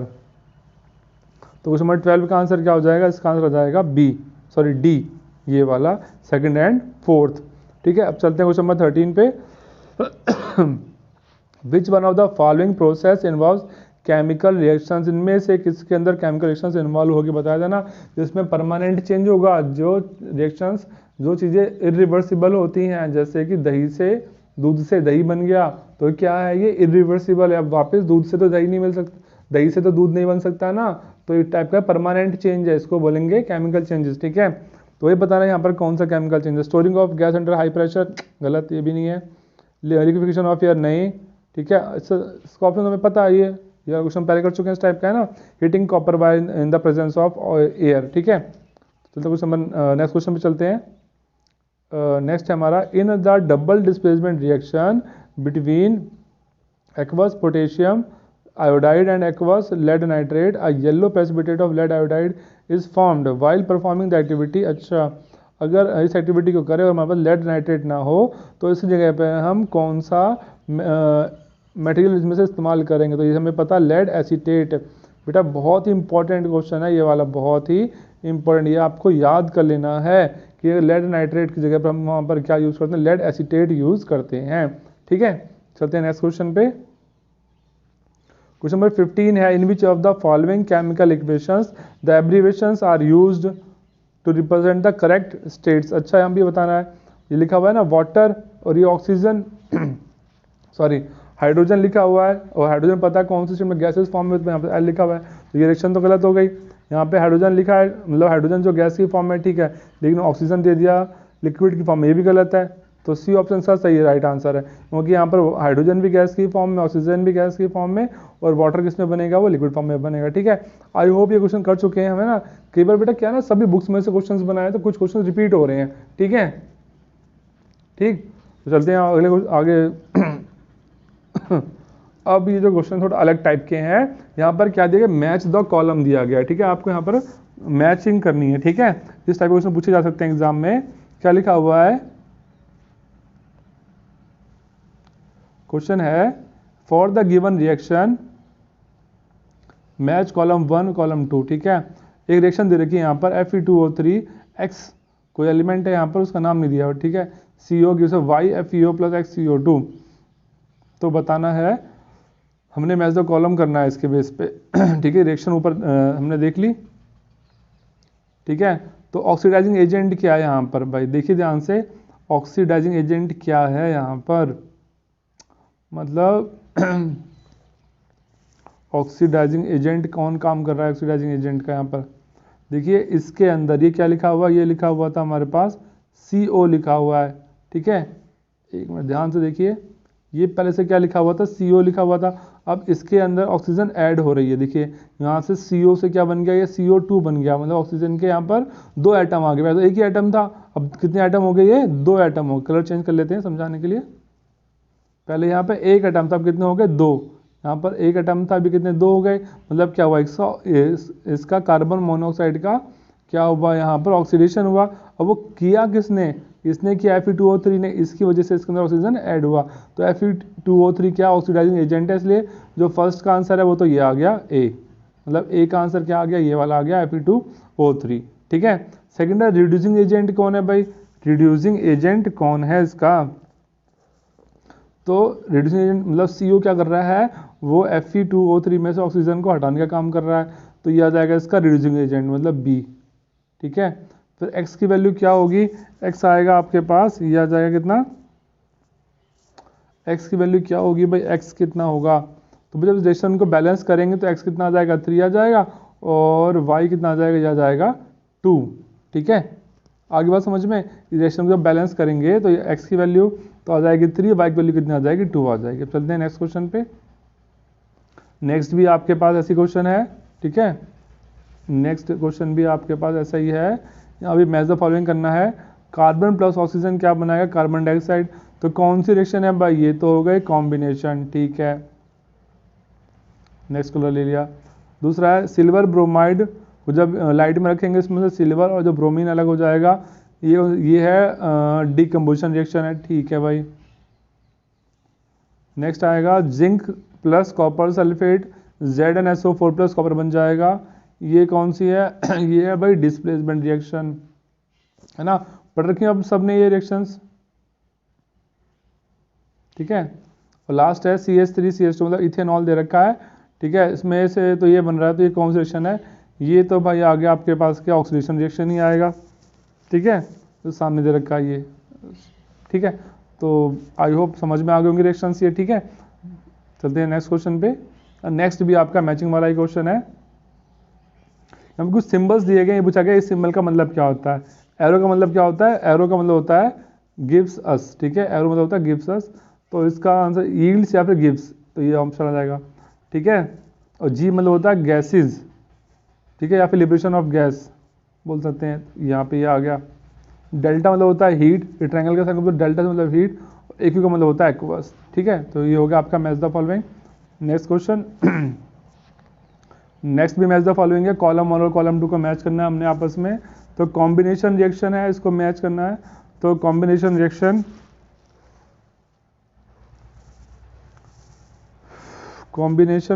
क्या सिंथेसाइज होएगा। तो देखते हैं, अच्छा पहले देखते हैं बी का आंसर क्या होगा। अच्छा, ऑक्सीडेशन ऑफ आयरन, जब आयरन का ऑक्सीडेशन होगा तो कौन सा रिएक्शन है, कॉम्बिनेशन रिएक्शन है। ठीक है, मतलब उसके अंदर ऑक्सीजन ऐड हो जाएगी। ठीक है, जब आयरन को जलाएंगे, ठीक है, तब होगा ये। फिर डिस्प्लेसमेंट रिएक्शन देखते हैं, सी का आंसर क्या होगा। तो सब्स्टिट्यूशन रिएक्शन होती है भाई, क्योंकि जब एक जैसे हमने देखा था FeSO4 वाली, यानी जब Fe को लोहे की डालते हैं CuSO4 के, तो यहाँ पर क्या करता है, ये इसको डिस्प्लेस हो देता है, मतलब ये इसका सब्स्टिट्यूट है। कॉपर का सब्स्टिट्यूट क्या है, Fe है ना, इसलिए आगे सब्स्टिट्यूशन रिएक्शन। ठीक, फिर डिकम्पोजिशन रिएक्शन मतलब क्या होती है, डिकम्पोज मतलब होता है स्प्लिटिंग ऑफ रिएक्टेंट, है ना। मतलब जो एक कोई रिएक्टेंट है जब वो टूट जाता दो या दो से ज़्यादा प्रोडक्ट में। ठीक है, तो बचा गया आपके पास, ये बचा कॉम्बिनेशन, इसका क्या आएगा सिंथेसाइज। ठीक है, चलते हैं नेक्स्ट क्वेश्चन पे। नेक्स्ट क्वेश्चन हमारे पास, लेड सल्फेट का फॉर्मूला क्या होता है। लेड सल्फेट, तो बच्चों लेड सल्फेट का फॉर्मूला होता है PbSO4। ठीक है, next question, which formation is not conveyed by a balanced chemical equation. Balanced chemical equation से हमें क्या जानकारी नहीं मिलती, तो उससे हमें ये पता नहीं चलता weather a particular reaction is actually feasible और नॉट। ठीक है, सॉरी। ठीक है, थर्ड क्वेश्चन है, केमिकल रस्ट एक्चुअली में है क्या। जो केमिकल रस्ट लगता है वो क्या होता है, ये होता है हाइड्रेटेड फेरिक ऑक्साइड। ठीक है, ना तो फेरिक ऑक्साइड होता है ना ही हाइड्रेटेड फेरस ऑक्साइड होता है, ये होता है हाइड्रेटेड फेरिक ऑक्साइड होता है ये। ठीक, चलते हैं क्वेश्चन नंबर 4 पे। Both CO2 and H2 gases are कैसी होती हैं, कलरलेस होती हैं। Option number 4 is the right answer. ठीक, which of the following gases can be used for storage for fresh sample. तो बताया था नाइट्रोजन और हीलियम होती हैं, है ना। कुछ क्वेश्चन जो रिपीट हो रहे हैं बार बार। ठीक है, ये सभी बुक्स में क्वेश्चन मिल रहे हैं, अच्छे क्वेश्चन हैं, इसलिए सभी बुक्स में हैं ये।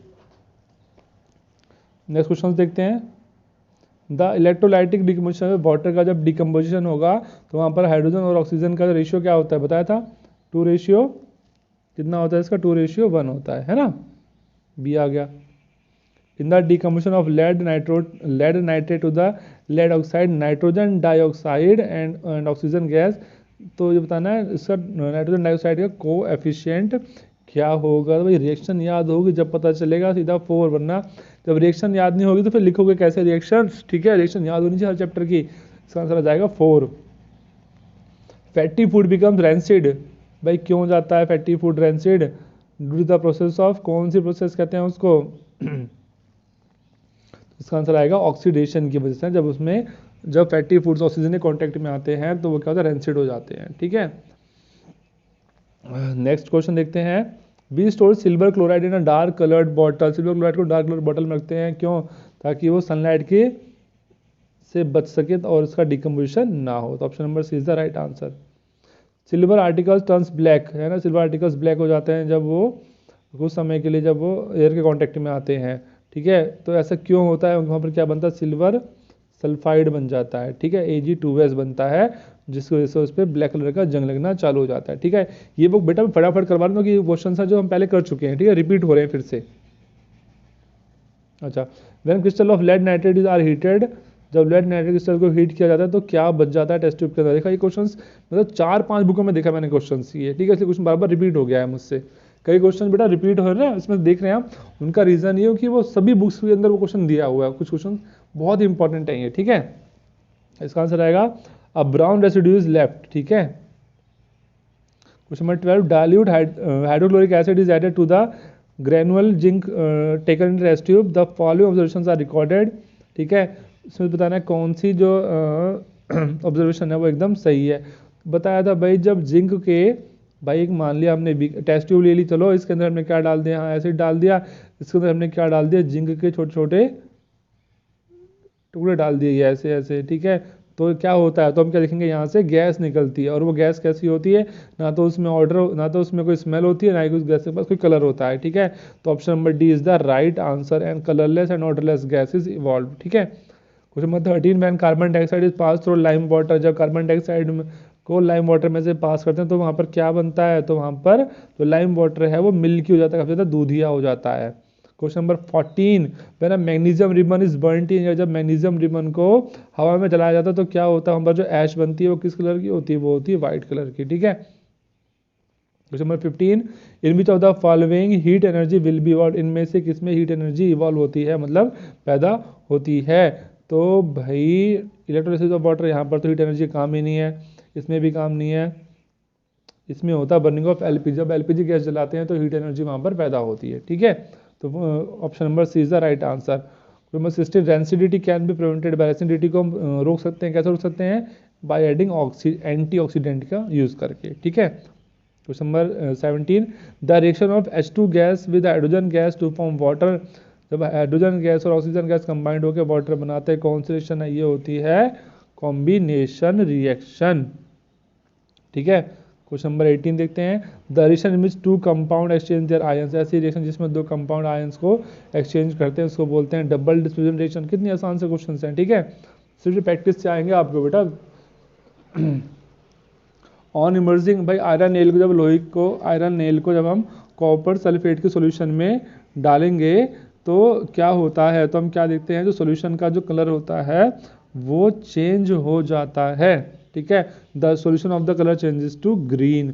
वैसे देखा जाए जो सॉल्यूशन का जो कलर होता है वो फेड हो जाता है। ठीक है, लेकिन कई कई बुक्स में मैंने देखा कि ना जो उसमें ऑप्शन दिखा रहे हैं कि colour of the solution changes to green, मतलब जो उसका जो कलर होगा वो हल्का सा ग्रीन होना चालू हो जाएगा। ठीक है, इसलिए आप बेटा ऑप्शन में भी यही रखना, ग्रीन लगाना आंसर। ठीक है,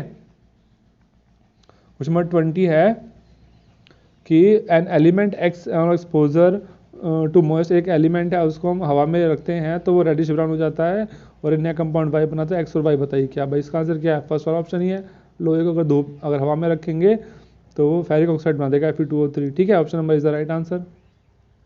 कुछ और क्वेश्चन है, ये है which of the following chemical reactions the abbreviations present. अच्छा, ये भी हमने कर चुके हैं बेटा, ये क्वेश्चन भी तो है ना, इससे option number C is the right answer. ठीक, अब ये है what is the number of iron atoms and hydrogen atom in the balanced equation for the reaction of steam in और एन आयरन। स्टीम मतलब क्या होता है? भाप, भाप की। अच्छा चलो बच्चों, मैं आपसे क्वेश्चन पूछता हूँ, स्टीम वाटर का फॉर्मूला क्या है? स्टीम का फॉर्मूला क्या और वाटर का फॉर्मूला क्या है? ठीक है, स्टीम का फॉर्मूला क्या और वाटर का फॉर्मूला क्या है? सोचा कभी आपने? बेटा स्टीम का भी फॉर्मूला क्या होता है? वाटर ही तो है। ठीक है, उसका भी फॉर्मूला H2 है, और अगर वाटर मतलब लिक्विड की बात करें, ठीक है, उसका भी फॉर्मूला ये है, H2O ही होता है। ठीक है, तो यहाँ पर क्या बोला गया? स्टीम की रिएक्शन जब आयरन के साथ होती है, मतलब स्टीम मतलब क्या हो गया? H2 हो गया, आयरन मतलब क्या हो गया? Fe हो गया। जब इन दोनों रिएक्शन आपस में होती है तो बताइए कि नंबर ऑफ आयरन एटम्स और हाइड्रोजन एटम्स कितने होंगे उसके अंदर। ठीक है, तो आप खुद देख लीजिए भाई, इसका आंसर आएगा 3 एटम्स तो बनेंगे इसके, 3 आइटम होंगे इसके आयरन के और 8 आइटम होंगे हाइड्रोजन के, ठीक है, बैलेंस करके, या आपने बैलेंस करनी है, ठीक है, क्वेश्चन आपने खुद करना है बैलेंसिंग, ठीक है। क्वेश्चन नंबर 3 देखते हैं, which of the statements about the reactions below are correct, incorrect. जो रिएक्शन लिखी हुई है लेड ऑक्साइड प्लस कार्बन, ये बंदा लेड प्लस कार्बन डाइऑक्साइड, तो उसमें से कौन सी जो रिएक्शंस स्टेटमेंट लिखी नीचे वो गलत है। Lead is getting reduce, lead जो है वो रिड्यूस हो रहा है, भाई हो रहा रिड्यूस, तो बात सही लिखी है, लेकिन carbon dioxide is getting, carbon dioxide reduce हो रही है तो ये तो गलत बात लिखी हुई है भाई, ठीक है, कार्बन डाइऑक्साइड रिड्यूस यहाँ पर नहीं हो रही है, ठीक है, कार्बन डाइऑक्साइड यहाँ पर रिड्यूस नहीं हो रही है। क्या पूछा, इनकरेक्ट स्टेटमेंट पूछा, हाँ, तो कार्बन डाइऑक्साइड इज गेटिंग, काम क्या, हाँ ये carbon dioxide is getting oxidise, अच्छा कार्बन डाइऑक्साइड तो ऑक्सीडाइज हो ही रही है, ठीक है ठीक है, तो सही है। क्या पूछा, which of the statements about below are incorrect, इसमें से इनकरेक्ट स्टेटमेंट कौन सी है, तो लेड तो भाई रिड्यूस हो रहा है, तो ये तो सही स्टेटमेंट लिखी हुई है, ठीक है, सही है। कार्बन डाइऑक्साइड ऑक्सीडाइज हो रहा है, कार्बन डाइऑक्साइड ऑक्सीडाइज हो रहा है, अच्छा, कार्बन इज गेटिंग ऑक्सीडाइज, गलत स्टेटमेंट है ना, सेकंड वाली स्टेटमेंट ही गलत लिखी हुई है, ठीक है। अच्छा आगे क्या लिखा हुआ है, अच्छा फर्स्ट भी गलत है, ठीक है, क्योंकि लेड लिखा है सिर्फ, लेड इज गेटिंग रिड्यूस नहीं है बेटा, क्या लिखा, lead oxide is getting reduce, ठीक है, ये क्या लिखा हुआ है PbO, तो लेड ऑक्साइड का रिड्यूस होकर क्या बना रहा है, लेड बना रहा है सिर्फ, जबकि यहाँ लिखा है सिर्फ lead is getting reduce, lead थोड़ा ना रिड्यूस हो रहा है, लेड ऑक्साइड रिड्यूस हो रहा है, ठीक है, शब्दों का मतलब समझना ध्यान से है ना, कितना कितना दिमाग लगाने वाला क्वेश्चन दिया उन्होंने, ठीक है, कंफ्यूज करने के लिए, ठीक है, तो लेड ऑक्साइड हो रहा है रिड्यूस यहाँ पर, ठीक है, ना कि लेड रिड्यूस हो रहा है। उसने पूछा था कौन सी गलत स्टेटमेंट है, तो पहली स्टेटमेंट गलत आ गई इसकी, कौन सी है, फर्स्ट वाली, और सेकंड भी गलत आ गई, क्योंकि सेकंड में carbon dioxide is getting oxide, carbon dioxide थोड़ा ना ऑक्सीडाइज हो रहा है, तो कार्बन ऑक्सीडाइज हो रहा है, तो फर्स्ट और सेकंड क्या आ गया, इसका राइट आंसर आ गया, तो option number C is the right answer. Next question है, the reaction zinc plus hydrochloric acid के साथ ZnCl2 plus H2 zinc chloride plus hydrogen, ये कैसी रिएक्शन है, तो ये कैसी रिएक्शन, ये है भाई डिस्प्लेसमेंट रिएक्शन है ये, क्योंकि जिंक क्या कर रहा है, यहाँ से हाइड्रोजन को डिस्प्लेस कर रहा है, उस जगह पे खुद आ जा रहा है, ठीक है, तो ये displacement reaction. Next question, the brown gas evolve on heating of copper nitrate, copper nitrate को जलाने पर एक ब्राउन कलर की गैस पैदा होती है, ठीक है, वो किस चीज़ की होती है, ठीक है, तो वो होती है भाई NO2 मतलब नाइट्रोजन ऑक्साइड की। Next question, the shine is finish to the walls, जो दीवारें होती है चमकदार होती हैं, काफ़ी चमकती हैं, वो किसकी वजह से चमकती होंगी, जब उन पर पेंट किया जाता है तो उस पर कैल्शियम कार्बोनेट की एक लेयर डिपॉजिट हो जाती है, जिसकी वजह से वो चमकदार होती हैं, कभी शाइनिंग होती हैं। इंपॉर्टेंट क्वेश्चन है बेटा, ये कई बार पूछा गया एग्जाम्स में, ठीक है।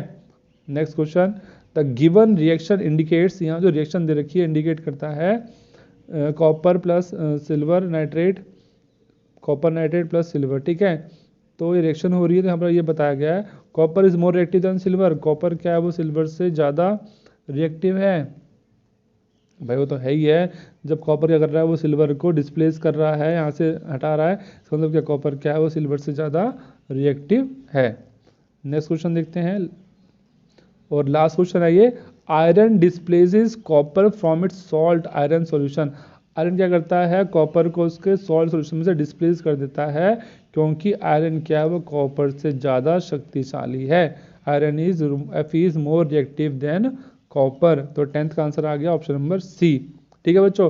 तो बच्चों हमने फर्स्ट चैप्टर के जो बेस्ट जो या फिर इंपॉर्टेंट जो MCQ क्वेश्चन है वो सारे कर लिए हैं, ठीक है, और आई होप कि आपको सारे क्वेश्चन अच्छे से समझ भी आ गए होंगे। अगर आपको कोई भी डाउट है तो प्लीज़ कमेंट कर दीजिए, ठीक है, किसी भी क्वेश्चन में डाउट है कि इसका आंसर ये क्यों है, ये क्यों नहीं हो सकता, ठीक है, तो प्लीज़ कमेंट कीजिए। और दोस्तों मैंने आपके लिए इतनी मेहनत करी, इतनी मेहनत करके क्वेश्चंस मैंने अलग अलग बुक से देखे हैं और फिर उनकी एक PDF बनाई है और फिर क्वेश्चंस आपके लिए लेके आया हूँ मैं और समझाए हैं, तो प्लीज़ आप मेरे लिए इतना कर सकते हैं, इस वीडियो को लाइक ज़रूर कीजिए और अपने दोस्तों के साथ शेयर कीजिए और मेरे चैनल को सब्सक्राइब कीजिए। और अगर आप इस PDF इन क्वेश्चंस का PDF चाहते हैं तो मैंने वीडियो के नीचे डिस्क्रिप्शन में लिंक दे रखा है।